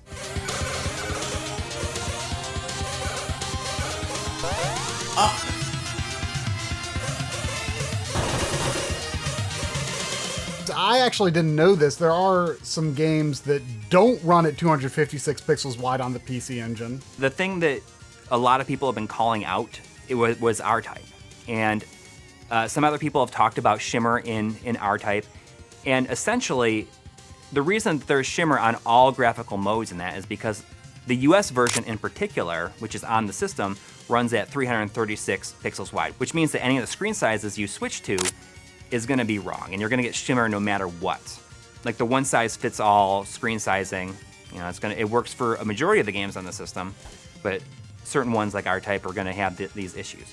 But I don't know if this is possible, but I wonder if there's just a way where it could either detect the game's internal resolution and just multiply that, or just make it so that they tweak it on a per game basis. It's a shame that interpolation doesn't seem to exist on any of these mini consoles except for like the Super Nintendo Mini has interpolation, so you can have that 4:3 aspect ratio and the shimmering is greatly minimized. And you know, everyone knows we love the guys at M2. You know, we really respect what they do and the passion that they put into their stuff. But the thing that I am most hard on them, and to be fair, a lot of people who are doing this kind of work right now, why do we not have interpolation? And what I don't understand about that is if there is that scanline filter option, which does blur the image a little bit, which to me tells me that the processing power on this system on a chip that's powering the PC Engine Mini should have the power to just do a little bit of horizontal blur, just get rid of that shimmer and you could have the correct aspect ratio. So unfortunately that's not there, but what did you think about the CRT option? It's a lot better than the Genesis Minis, which like added a whole some noise into the image as well. This is just a pretty clean bilinear filter with scan lines over it. But for all intents and purposes, I mean, it's serviceable. I wish that they would just add in like maybe a little bit of gamma boost to it so that it kind of gives it that glow. I think that would go a long way in making it pop and be more appealing for a lot of people. But I mean, you have choices for different backgrounds. You know, although I prefer just like a black background. I've been a little harsh on M2 recently because on the Switch they are releasing their Sega Ages, and they do have an option for a black background, but it has a slight gray gradient on it, and it just like annoys me so much. But so video options aside, like PC Engine, that is one of the systems that I feel tends to have the most poorly emulated sound. You know, in addition to how does it sound, what was the sound lag like? Because that's another issue that is almost universal with a lot of these official emulations, but it does vary in severity from system to system. Yeah, I mean, it was very apparent on the Genesis Mini and the NES Mini. I didn't feel it was that apparent on the Super NES Mini, but it does rear its ugly head again here. But its level of severity from game to game varies. I mean, it was very obvious in Bonk. When you do the headbutt, you know, you hear it after almost the entire animation is finished.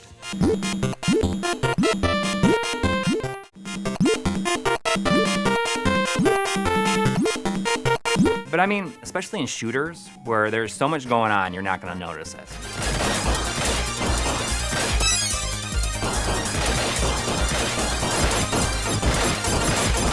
I'm not sure if this has anything to do with the hardware that they're using. It's just really hard to understand, I guess, all of the economics that go into producing this kind of hardware and what level of power it really is and that kind of thing. So did you feel that the actual quality of the sound was up to snuff or not? I mean, I don't have the ear for it like I do for Genesis games. But I mean, for the most part, I thought it sounded pretty good.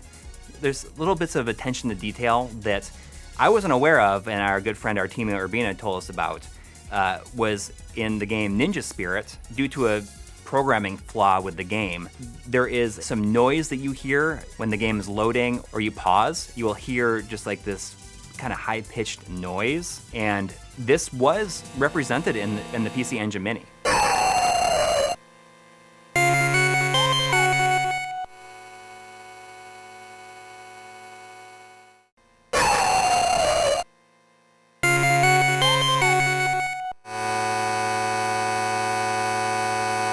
some sound effects might be slightly off. I was testing the sword thrust from Newtopia, and at first I thought like, oh, that sounds like it probably would be wrong on real hardware, but it was really close.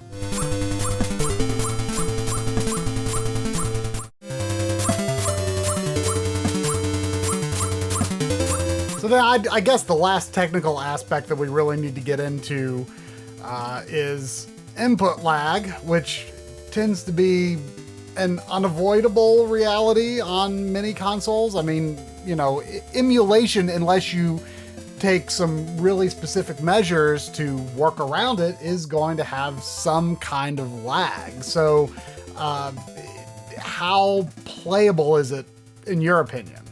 So I didn't do any specific lag testing myself. The things that are going around online right now are these tests done by Chris Tang, who is known for being a professional gamer, esports personality, and also a PC Engine super fan. So he did some tests at 120 frames per second between another emulator and the PC Engine Mini, and based on his findings, came out to about 3 to 5 frames of lag. Which sounds like a lot. I didn't feel it was super noticeable on a lot of games, but one thing I did not know that Chris found out via his testing is that some of these games have several frames of lag just built into the game. But the real problem occurs when you take the game's latent input lag and apply those 3 to 5 frames on top of it, so it just compounds that lag. I personally found Lords of Thunder to be almost near unplayable. And, you know, just the fact that the lag is there might make people even question a game like Bonk, especially if they've never played Bonk before. They might think like, ooh, this is really laggy. Bonk has a weird sort of speed to his movement, so that's kind of a weird case even on original hardware. So it could distort how people perceive games like Bonk. A lot of the vertically scrolling shooters, I had no problem with Blazing Lasers, or I had no problem with Soldier Blade.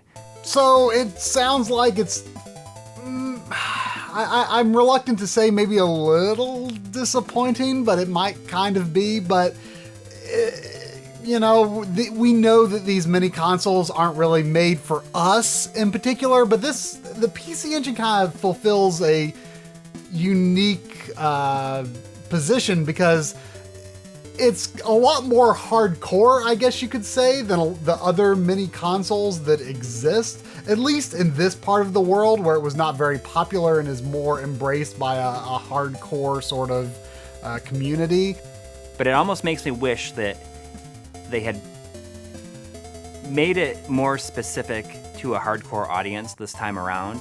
Just not down to the included games, but also the options, the game options, like the scaling options. I wish that they had maybe just aimed a little bit more specifically towards the hardcore, because that is the people who are going to buy this versus just like a casual audience.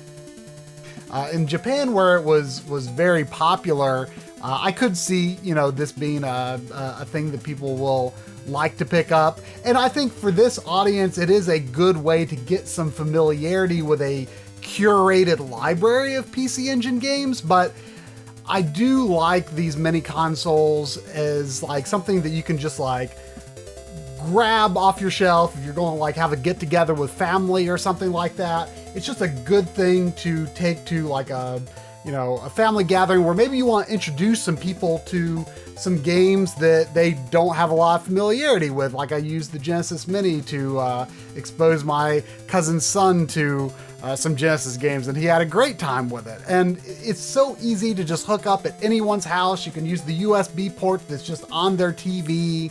So they are very handy in that way. I feel they're good sort of, I guess, gateways to kind of bring people into awareness of some of these older games, and especially in the case of the PC Engine, maybe a little more obscure.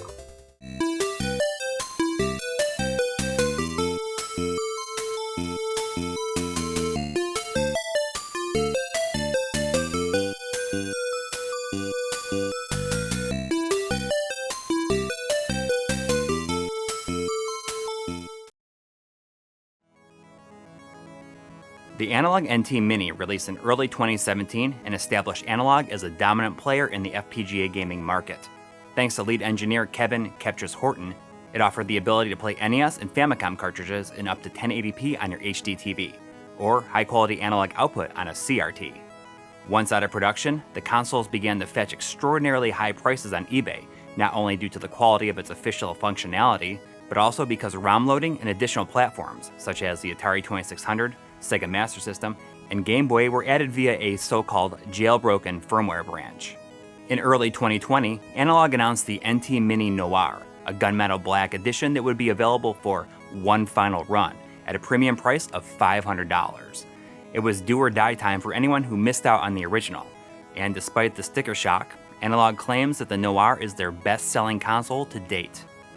In the nearly 4 years since the Nt Mini's original release, the classic gaming landscape has been flush with changes.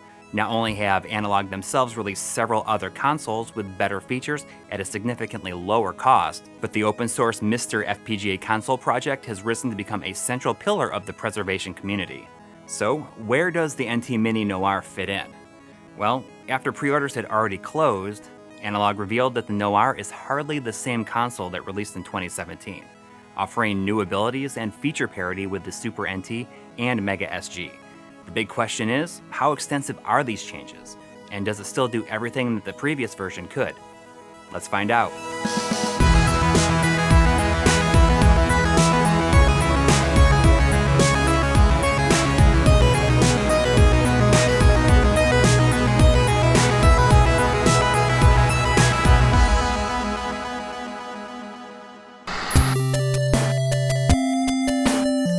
From increasingly accurate software emulators to a variety of FPGA-based hardware emulation devices, the past half-decade has brought us so many new ways to enjoy the games of the past, and ways that continue to bring us closer and closer to perfectly recreate gameplay, visuals, and sound in the absence of original hardware. But of course, everyone has their own preferences and priorities, and it's important to respect that. It's not about arguing over whether playing games for free on your computer versus investing in games and hardware is smart or stupid. It's ridiculous to believe that everyone must play games in the same way, or to assume that you understand the reasons that someone else has to choose their method that's different from yours. Because ultimately, we're all here doing the same thing, enjoying classic games in our own ways. And of course, in this episode, we're looking at something that, in no small part due to its cost and exclusivity, falls squarely into the premium side of the gaming spectrum.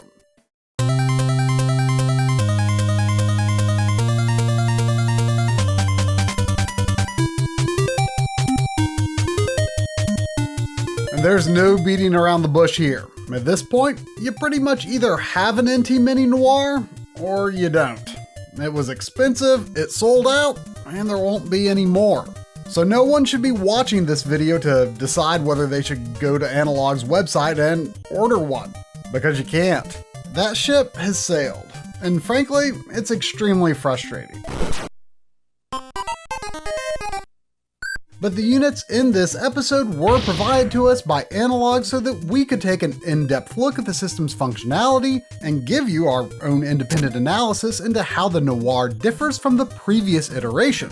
And of course, we'll also be showing how it compares to a variety of more readily available alternatives like the RetroUSB AVS and the Mister.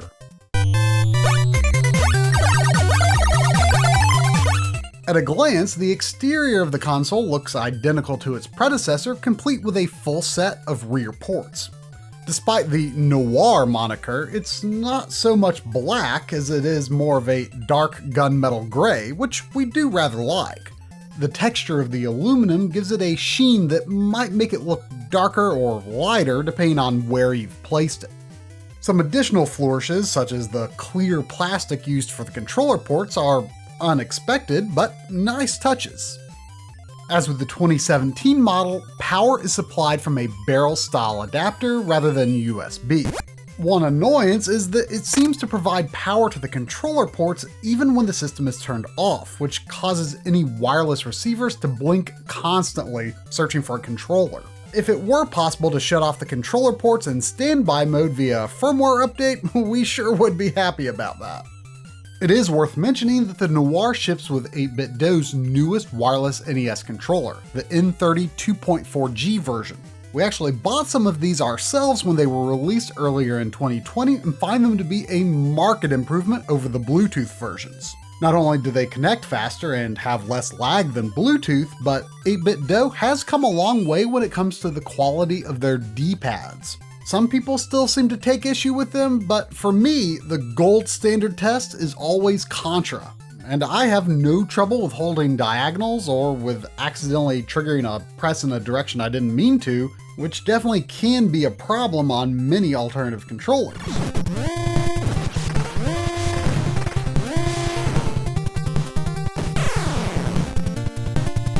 But of course, you can also use any other third-party or official Nintendo controller if you prefer. After all, the most obvious distinction between Analogue's consoles and something like the Mister is that, well, you can plug original controllers and original cartridges straight into it. For some people, that means nothing, but for others, it's hugely important. And for me, this was part of the most frustrating aspect of the 2017 NT Mini.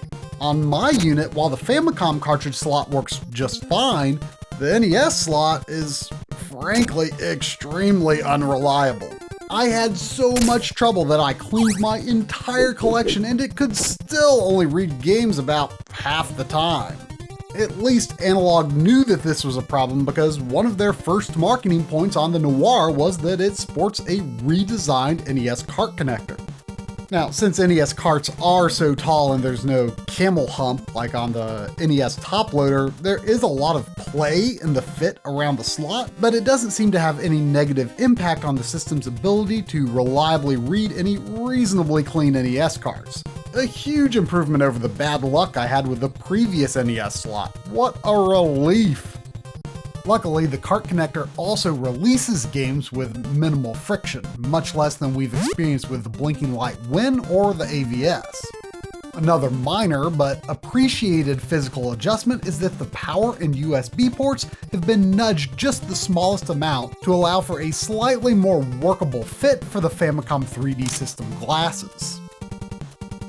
As usual, a full-sized SD card slot on the left-hand side of the console is used for firmware updates, color palettes, fonts, and whatever other types of files you might want to use to the console. Wink wink. More on that later in the video.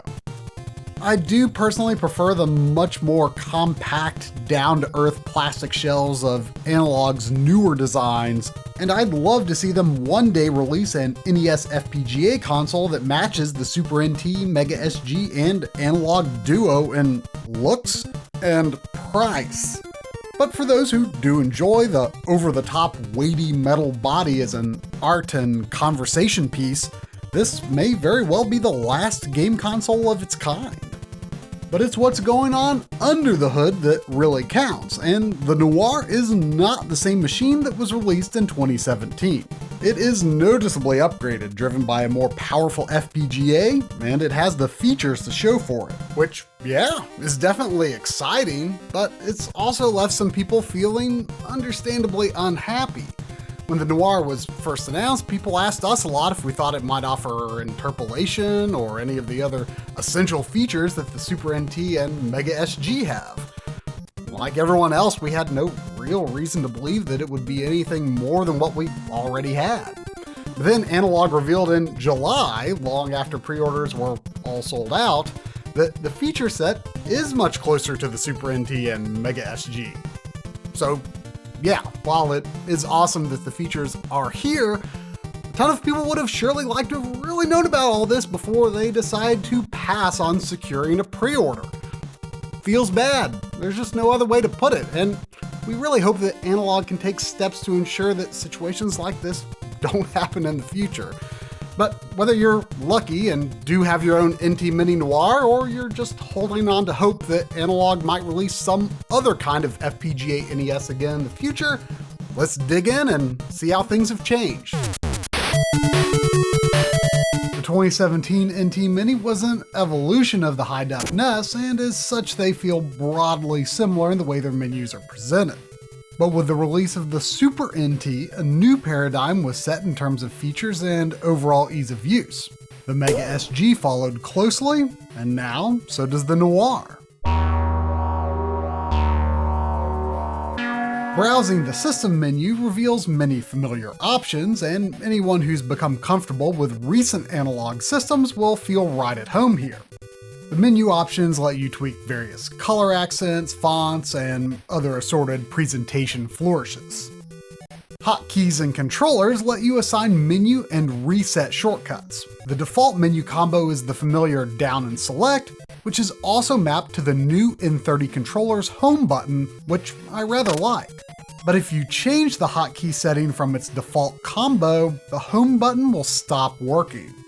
You can also just disable all hotkeys if you're going to be playing a game where you find yourself bringing up the menu by mistake during gameplay. It's only a temporary setting. After you power down the system, you will of course be able to bring up the menu next time. You can also adjust various controller settings such as for player setups and swapping, confirm, and cancel, which is crucial because similar to the NT Mini, the default confirm button in the menu is B, which is completely backwards from the Nintendo standard. Like all analog consoles, you can also choose if you want the system to boot to the menu first or just act like a real NES and boot directly to the game in the cartridge slot. And also, as with the 2017 model, you can tweak the front LED to behave in a variety of ways. So nothing really new here, but I do enjoy getting to choose my colors. The hardware menu has your region switches. Use USA if you're playing American or Japanese carts, PAL if you're playing officially released PAL carts, while Dendy matches the hardware of a Famicom clone that was popular in Russia. The fill RAM modes may help manipulate random number generators in some cases, but for behavior closest to original hardware, stick to the default random option. As for the voltage toggle, you should only need to use this if some reproduction cartridge seems to not behave correctly. According to Kevtris, the original NT Mini was actually 3.6 volts on the cartridge bus, so it's fine to operate original cartridges this way too, even though they run on 5 volts on the original console. But basically, if you're just playing original North American and Japanese carts, you should never need to use the hardware menu at all. Now, there is still a bit more to talk about regarding compatibility with various accessories, but since that relies in part on certain video features, let's go over that next.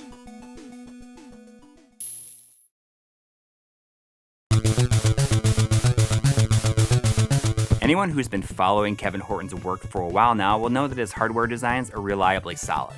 He's had a functioning NES FPGA core since 2004, elements of which inspired the high-def NES mod kit, and was later released in a more complete form in the NT Mini. It's safe to say that a portion of Analogue's success can be directly linked to Kevin's talents, with his name becoming a selling point in and of itself. Look no further than the video settings, and sure enough, things will feel pretty familiar. Resolution options run the usual gamut, topping out at 1080p. Your basic screen size options offer several horizontal and vertical scaling settings with square pixels and 4.5x height being the default. This is a good base setting thanks in part to the Noir's most impressive and important upgrade, interpolation.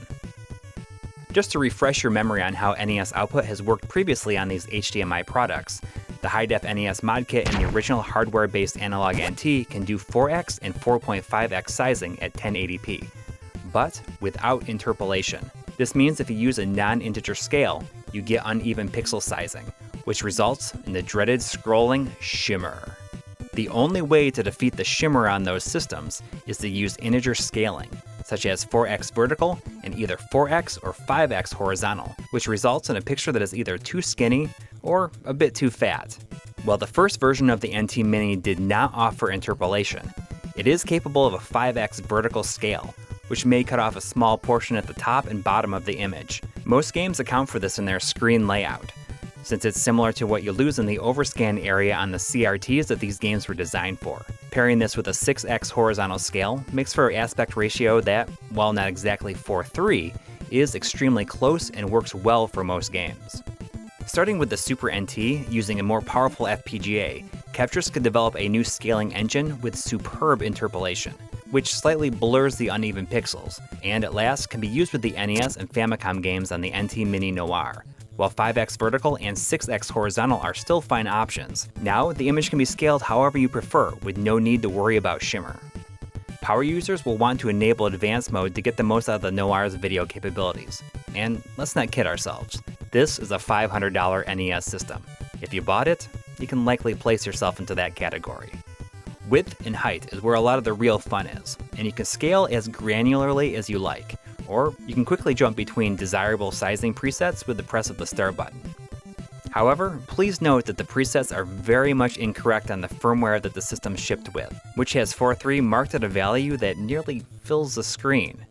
We know that semi-professional pixel peeper Firebrand X has handed Ketris the correct sizing values, so hopefully by the time you see this video, it's been resolved with firmware updates. Regardless, here are the settings that we settled on for a majority of the footage in this episode. If you're using interpolation, then these should also work well for anyone using 1080p output, as long as you aren't also using scanlines.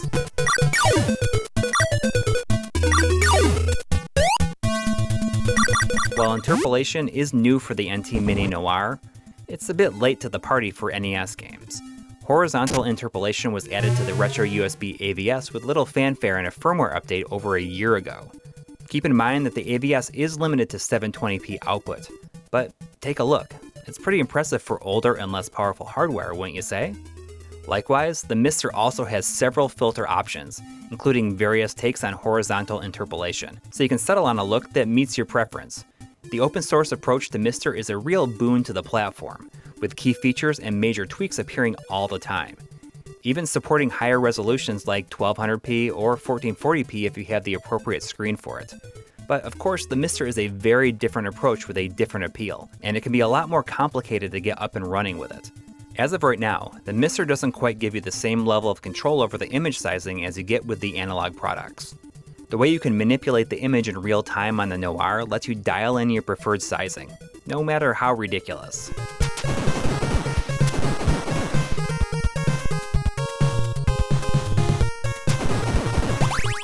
Cropping is of course nothing new. I mean, pretty much every HDMI NES device offers this, and allows you to cut some of the visual junk that often appears near the edge of the screen, especially in games that use more advanced scrolling techniques like Kirby's Adventure and Mario 3.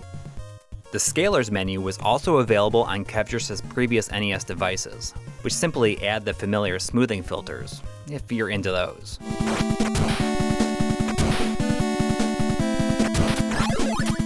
However, the toggles for disabling vertical and horizontal interpolation also live here. While we recommend always leaving horizontal interpolation enabled, because there's no way to get 4:3 without a non-integer scale, you may wish to disable vertical if you're using a 4x or 5x vertical height, which will give a slightly sharper image.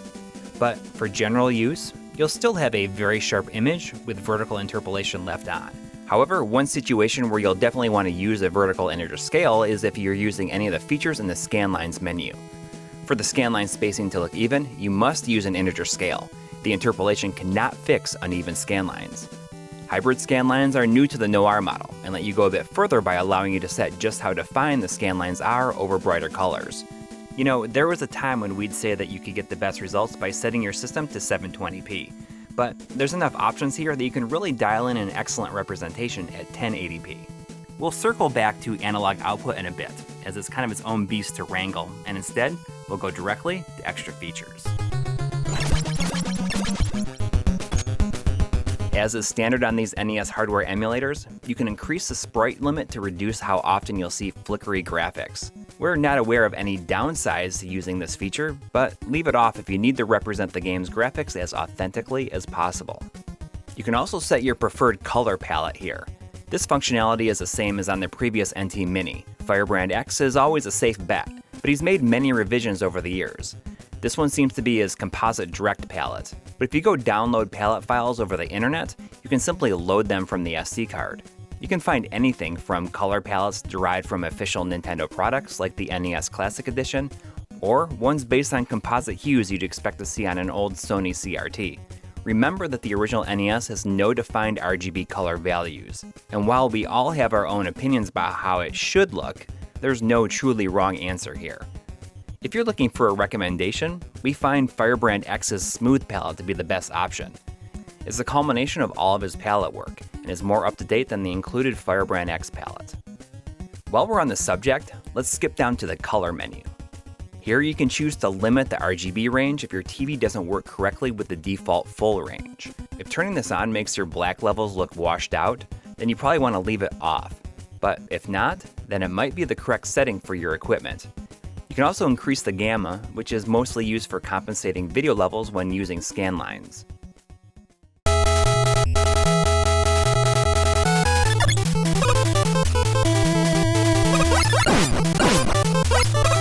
The buffer modes are another new feature introduced to analog products starting with the Super NT. As you may know, to ensure the smoothest and most highly compatible HDMI output, these devices output at 60 Hz by default. But in order to match the game rendering and the output, some adjustments are needed, and you get to choose how the system does it. While zero delay is not the default on the Noir, it has generally been the default on Kevitrus's previous implementations. This means that the game speed is very slightly downclocked from the 60.08 Hz to 60 Hz, so that every frame is ready when the HDMI sends the next.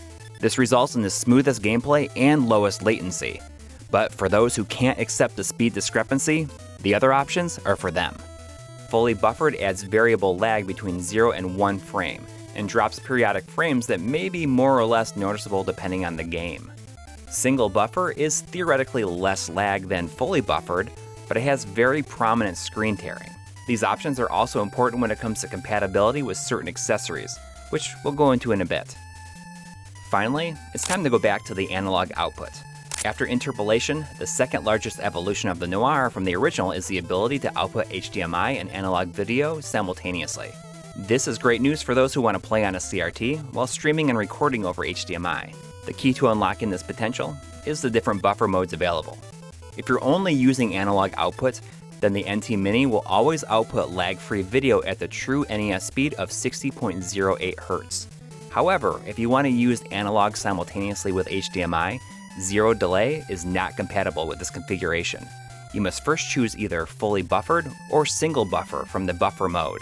We'd recommend fully buffered. Due to the built-in analog connections, the analog DAC is obviously not required for analog output, but it's actually supported if you have some use for dual analog output. Like the DAC, the VGA-style connector does not actually provide a VGA signal. What you're getting is a true 240p 15 kHz video, just like a real NES console. For all intents and purposes, the analog output should be identical whether you're using the built-in port or the external DAC. The connector pinout is based on commonly available cables, which you can find at monoprice.com. We went over the different connections that you can use in our episode on the 2017 NT Mini, which includes composite, S-Video, component, and a 5BNC RGB cable. A number of settings have been added thanks to the advances made by the DAC. Different sync settings are needed depending on what type of monitor or TV you're aiming for.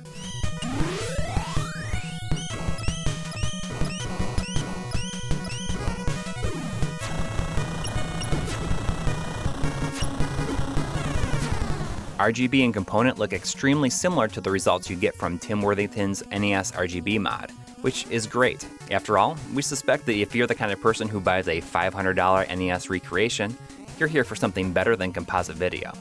But if you ever did feel like going for an era-appropriate look, weirdly enough, the 2017 NT Mini seems to actually have an advantage when it comes to composite video. While the signal appears to be a touch brighter than composite from a real NES, the 2017 model behaves similarly to authentic NES output, which is great for the earthy, lived-in vibe of games like Xanadu. The Noir might also seem similar at a glance, but the composite noise seems to move through the image more quickly, which feels neither as pleasing nor as accurate. Regardless, S-Video remains an excellent analog option for those whose CRT might not have component or RGB. Both composite and S-Video are unaffected by your choice of color palette. They use the same YUV colors that the NES generates natively, which gives us an interesting peek into what might have been if the NES had a native S-Video connection. Chroma filters and the 7.5 IRE black levels are composite and S-Video specific features, which have more to do with the way that digital video systems are designed to handle legacy content and how bright it is. While the 700 MV RGB level will lower the brightness if the signal is blown out when using an RGB cable. Perhaps most importantly, there's the de-jitter toggle under extra features. Both the NES and Super NES emit a short scan line every other frame at the top of the image, which could break compatibility or cause a sync drop when using an upscaler such as the OSSC. Even if you're using HDMI output, you might want to turn this setting on to clean up the top row of pixels. It should be noted that a Mister equipped with an I/O board is also capable of delivering simultaneous HDMI and analog output. You can even muddy up an RGB or component signal to look like composite if you wanna. Well, that's pretty much the gist of it as far as video options are concerned when it comes to playing NES and Famicom games. While it's been a bit of a pleasant surprise to see all these features integrated into the Noir, it's equally unsurprising because it's so similar to what's on offer with the Super NT and Mega Sg. But the bottom line is, if you've got a Noir, you can easily enjoy some of the absolute best visuals possible with NES games on a modern display.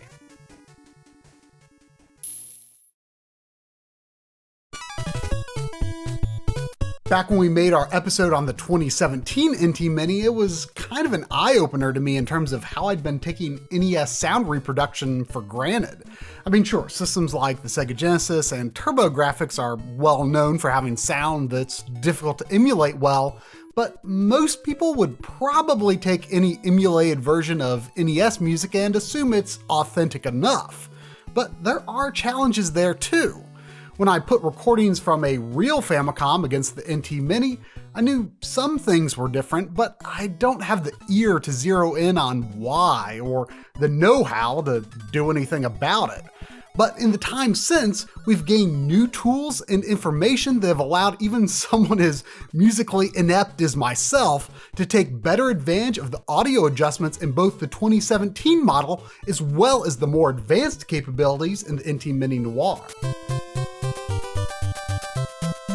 The big breakthrough comes from MD Fourier, an open source project by Artemio Urbina, which has finally made it possible to get scientific data on how video game console audio signatures vary between console revisions or how close an emulated version is to matching the real thing. Notably, contributors to the Mister project have taken results from MD Fourier to significantly improve audio accuracy in their cores, including the NES and Famicom core. So now in 2020, there's a much higher bar to clear. But before we get any deeper, I'd like to point out that there is absolutely nothing wrong with using the Noir's default audio settings if this segment seems overwhelming to you. It's not like it's way off or anything, and a few years ago, I'd have probably left it totally alone myself. But in part due to MD Fourier, there is a rising call for emulator authors to go that last mile for audio accuracy, so this extra scrutiny has become expected. Artemio himself came up with his own set of recommended audio adjustments that apply to the 2017 model based on the audio signature from his own front-loader NES. Keep in mind that at present, MD Fourier only gives us the tools to measure differences between the NES's 5 native sound channels, the 5 listed at the top. Various Famicom expansion audio channels are listed below and may or may not be accurately balanced in this shot. So then, what about the Noir? MD Fourier plots how 2 signals differ. The closer all plots are to a flat line at the center, the more similar they are. Compared to a front-loader NES, the default audio settings give us this. Triangle seems to be pretty good, but the others need to be brought down a bit. With this knowledge, we can go to the audio settings and then channel levels, where we can make educated guesses for adjustments on square 1, square 2, triangle, noise, and DPCM, which are all defaulted at 64, at least on firmware 1.0. After a few attempts, we came up with this, but don't be afraid to download MD Fourier and run your own analysis. It's actually kind of fun. Just be sure to have the system set for fully buffered so that it runs at the same speed as original hardware, which ensures that the timing and pitch will be a closer match. The settings we settled on give us this result when compared against the NES front loader. As you can see, it's really close, but there's a bit of a drop off toward the right. That means that the Noir is applying a low pass filter to mitigate some of the frequencies that might be considered subjectively less pleasing. If you go to advanced filter settings, you'll see that the sound channels we're dealing with currently actually don't have the low pass filter turned on by default, which means that what we saw on the graph is a secondary low pass filter that cuts off a bit earlier than what exists on a real NES. In other words, even though we're really close, we cannot get data on the Noir that exactly matches the NES within the margin of error. So it would seem that the goal with the Noir audio here is attenuating the highest frequencies for a subjective improvement rather than absolute accuracy. But what do you think? Let's put what we've dialed into the test and listen to how an unmodified NES, a 2017 NT Mini, an NT Mini Noir, and the Mr. sound.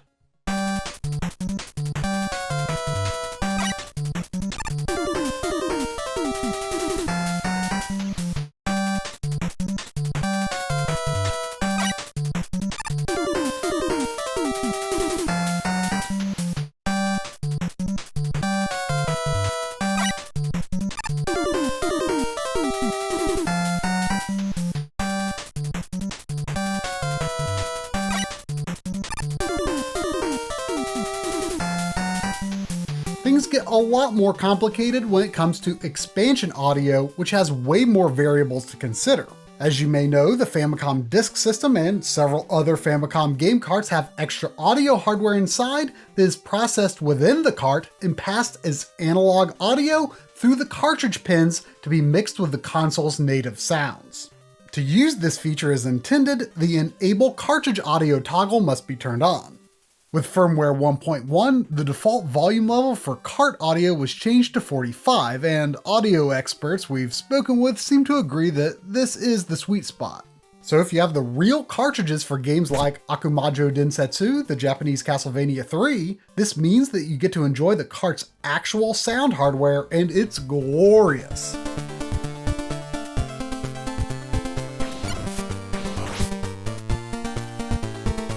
It's pretty harmless to leave cartridge audio on unless you have a reason to turn it off. But what if you don't have the real cartridge?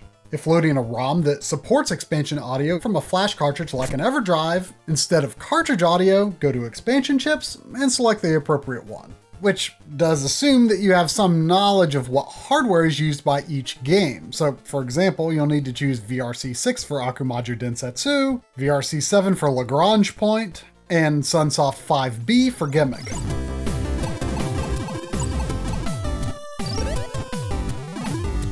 Even if you then go and save your settings, this is a one-time setting. These are always disabled upon boot up, so re-enable it the next time you play the game. And if all this sounds like a hassle, don't worry. Considering the size of the entire library, not all that many Famicom carts overall even have expansion audio. Also, if you're loading a ROM via the NT Mini Noir jailbreak that supports any of these chips, the correct chip will be selected automatically, and more on the jailbreak later. At any rate, what you will hear with the appropriate chip selected is a hardware emulation of the intended sound. And even if you are using a real cart, you still have the choice here to use the Noir's version by choosing the appropriate chip and leaving cartridge audio disabled.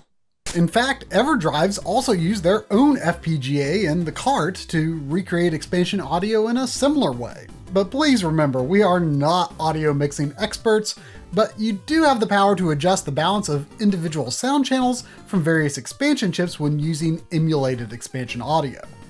If you'd like to hear the Noir's replication, choose the appropriate expansion chip. Or if you'd prefer to use the EverDrive's FPGA audio, enable cartridge audio to hear that, just like with a real cart.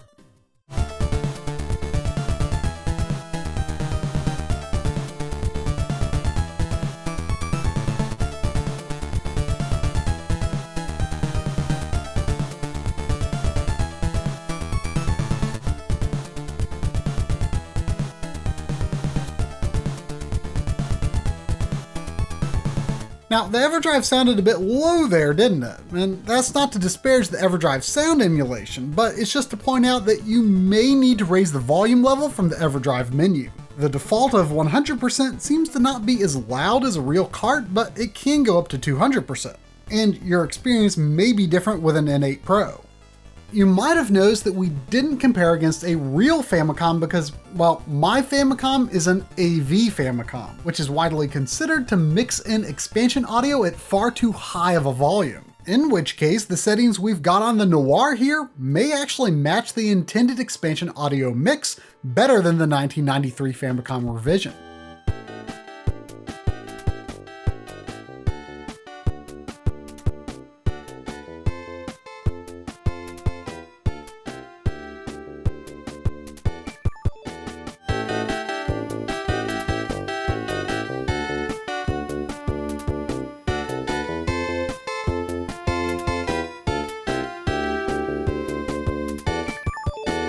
The last point I want to look at regarding expansion audio is the Famicom Disk System, which even I could tell sounded way off the mark in the 2017 NT Mini. Listen to this comparison from the episode we did on that model.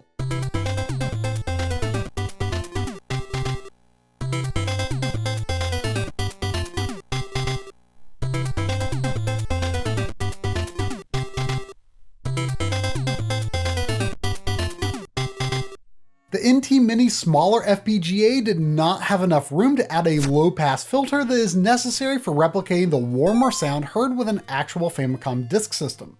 If you go back to advanced filter settings, you'll notice that FDS and a special Namco chip are the only ones with the filter applied by default. And unless you want to muffle other sound channels for any particular reason, you should probably leave it this way.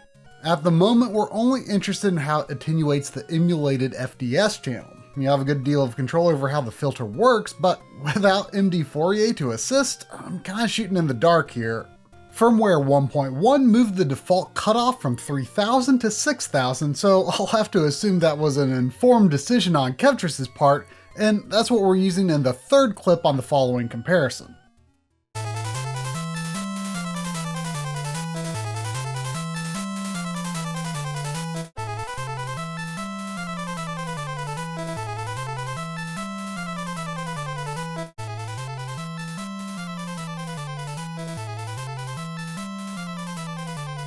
So it's clear that there have been challenges when it comes to mimicking FDS and possibly the N163, but for all intents and purposes, the Noir's audio is a triumph by our reckoning, especially when using the audio adjustments we showed earlier for the 5 native sound channels.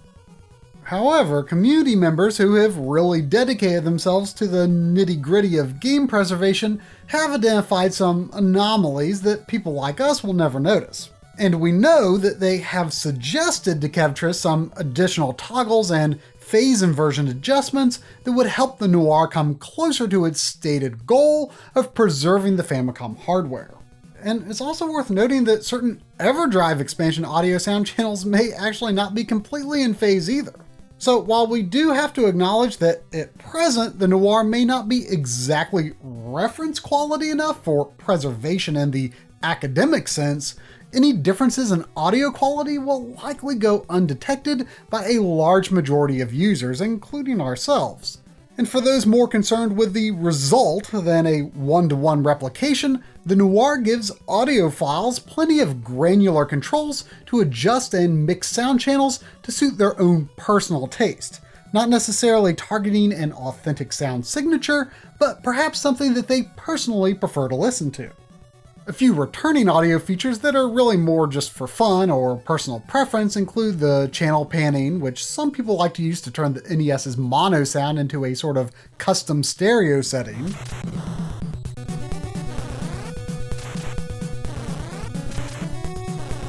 And under audio toys is distortion, which maybe could be used for fun effects by musicians, but in the wrong hands it just sounds like your NES is a bit inebriated.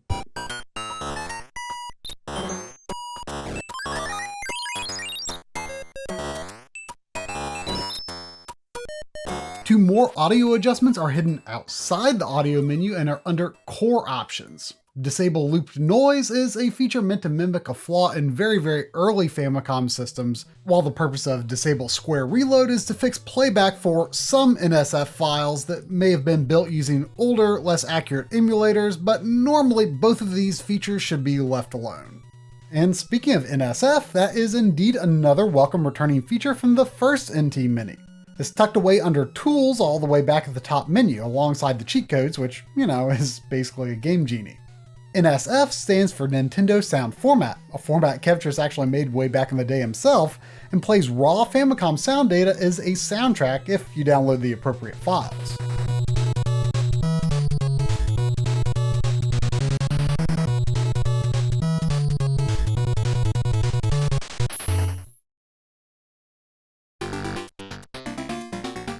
So there's improvements all around. Graphics, sound, and even a few esoteric hardware behavior tweaks are all possible with the NT Mini Noir.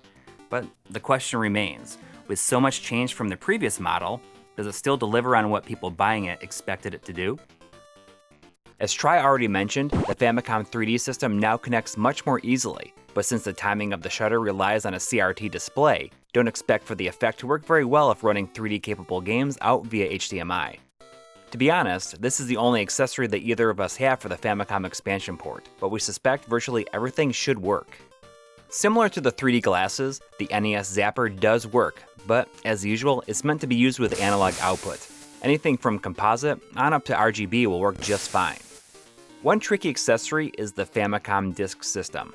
For the uninitiated, the black thing that connects to the cartridge slot is called the RAM adapter, while the big red box is more or less just a disk reader that sends data to the RAM adapter. If loading games from Loopy's FDS stick, the RAM adapter is actually the only part of the system that is needed. This is a very reliable method for getting FDS games to work correctly. Something that Kev just recently informed us of is apparently some RAM adapters had trouble with the first NT Mini. As far as we know, this is no longer a problem on the Noir. But there is a quirk. Because of the nature of how the hardware works, you cannot use a Famicom Disk System RAM adapter in zero delay mode, and must choose another buffer mode, preferably fully buffered. This allows for the Noir and the disk system to work together in harmony, and is similar to how analog output must adhere to the original 60.08 Hz video timing when using analog video.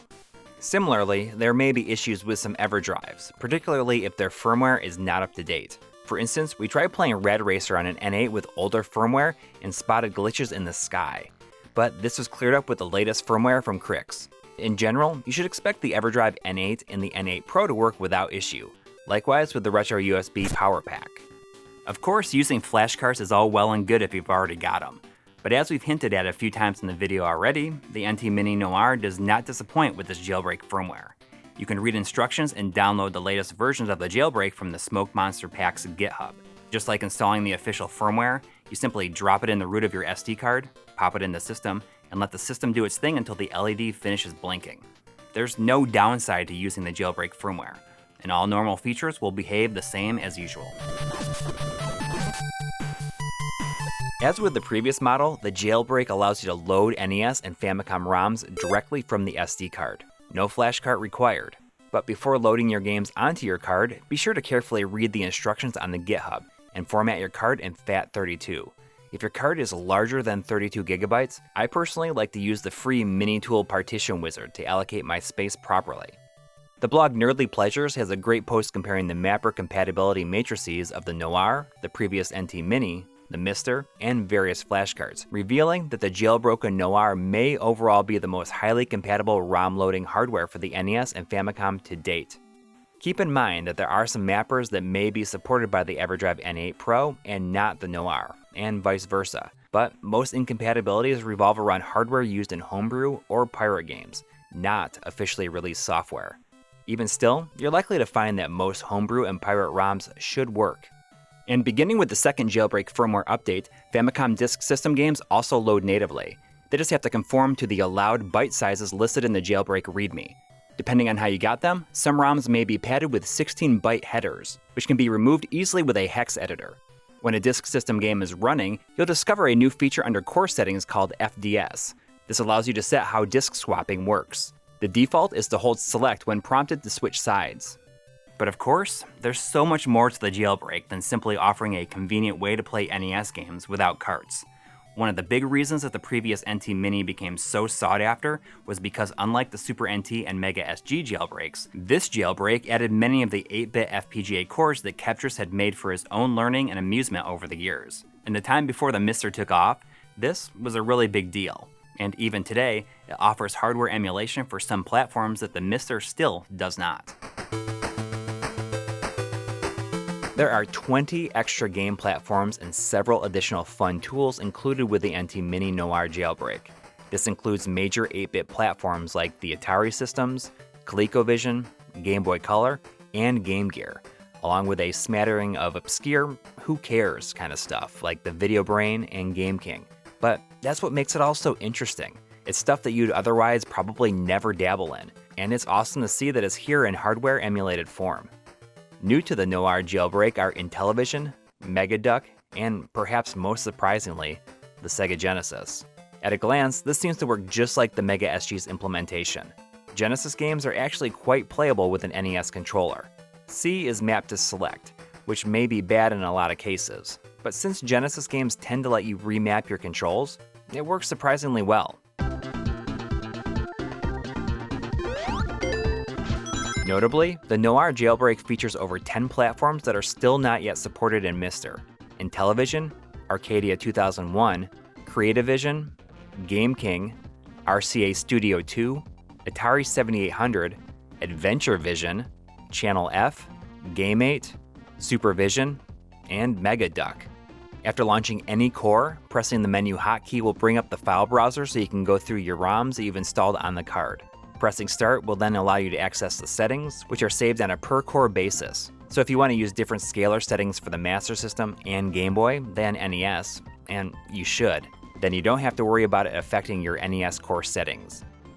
The biggest advantage here over the 2017 NT Mini is that interpolation is now available on all cores while outputting HDMI, allowing for free scaling and more precise aspect ratio with no shimmer. Do keep in mind that some cores are more polished than others. A few of them definitely need more work if they're ever to be a prime feature on a future device. As of right now, the HDMI scaling engine is not particularly well implemented in some cores, which can make it very difficult or even impossible to get ideal sizing and centering. Keep an eye on Firebrand X's YouTube channel for content dealing with how to get the best scaled image and appropriate aspect ratio for various jailbreak cores. We can't get into all these settings on a per-core basis, but options do vary by core and include very specific stuff like enabling CRAM dots on the Genesis to toggling FM synth on the Master System and other audio adjustments. When using analog output, composite video characteristics vary by core. For example, Genesis has plenty of rainbow artifacts, but much like the analog DAC with the Mega Sg, the character of composite doesn't perfectly match a real Genesis regardless of the chroma filter chosen, and dither blending doesn't quite work like many might hope. Regardless, it's funny to think about how even composite video is an upgrade for many of these consoles, since the original hardware for pre-NES consoles tend to be RF only. Naturally, S-Video, RGB, and component for any core all look as excellent as you'd hope. As usual, many platforms do require BIOS files to run. Check the text in the BIOS folder to learn which ones are needed and what to name them. You can change BIOS files per core if needed through the Core Options menu. If you really want to take full advantage of some cores, you may need to use a different sort of controller, such as a simple SNES to NES controller adapter, which can even be built by hand. For example, Atari 2600 toggle switches can be worked more easily from the controller rather than through the Core Options menu.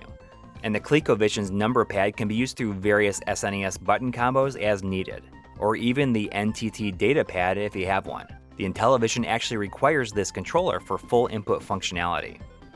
A random core that is not exactly a game platform is Kevtris's Mandelbrot viewer, which he wanted to include in the first NT Mini, but it wasn't powerful enough.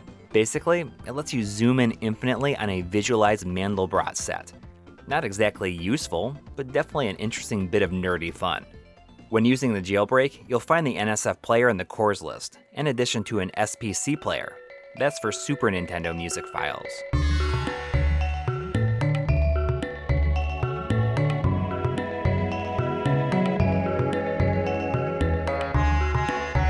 Back under Tools, in the NSF player's place, is CopyNES Mini. This FPGA version of Kevtris's own groundbreaking NES dumper hardware was also available in the 2017 jailbreak. This lets you create your own ROM dumps from your own NES carts, with the only caveat being that you need to know what kind of mapper hardware it's using to get a good dump. You can also check the box for whether the game supports saves, which will let you dump your save data as well. Hey, many NES save batteries still do work. This could be your chance to back up your childhood saves. The only catch here is that you can't actually write your save file back to the cartridge. This is a feature that is actually possible with the RetroUSB AVS's scoreboard application, although it doesn't always work that reliably. While making your own dumps of ROMs that are readily available may not seem very interesting to most people, we've heard that the ROM dumper included with the Super NT jailbreak made for a situation where previously undocumented ROMs and game revisions were discovered at a rate not seen since the 90s. So if you happen to have any carts laying around in your collection that you feel are weird or unusual for any reason, maybe it's a prototype, pirated game, and so forth, then think of it like this. The CopyNES Mini gives you an easy opportunity to contribute to the cause of game preservation.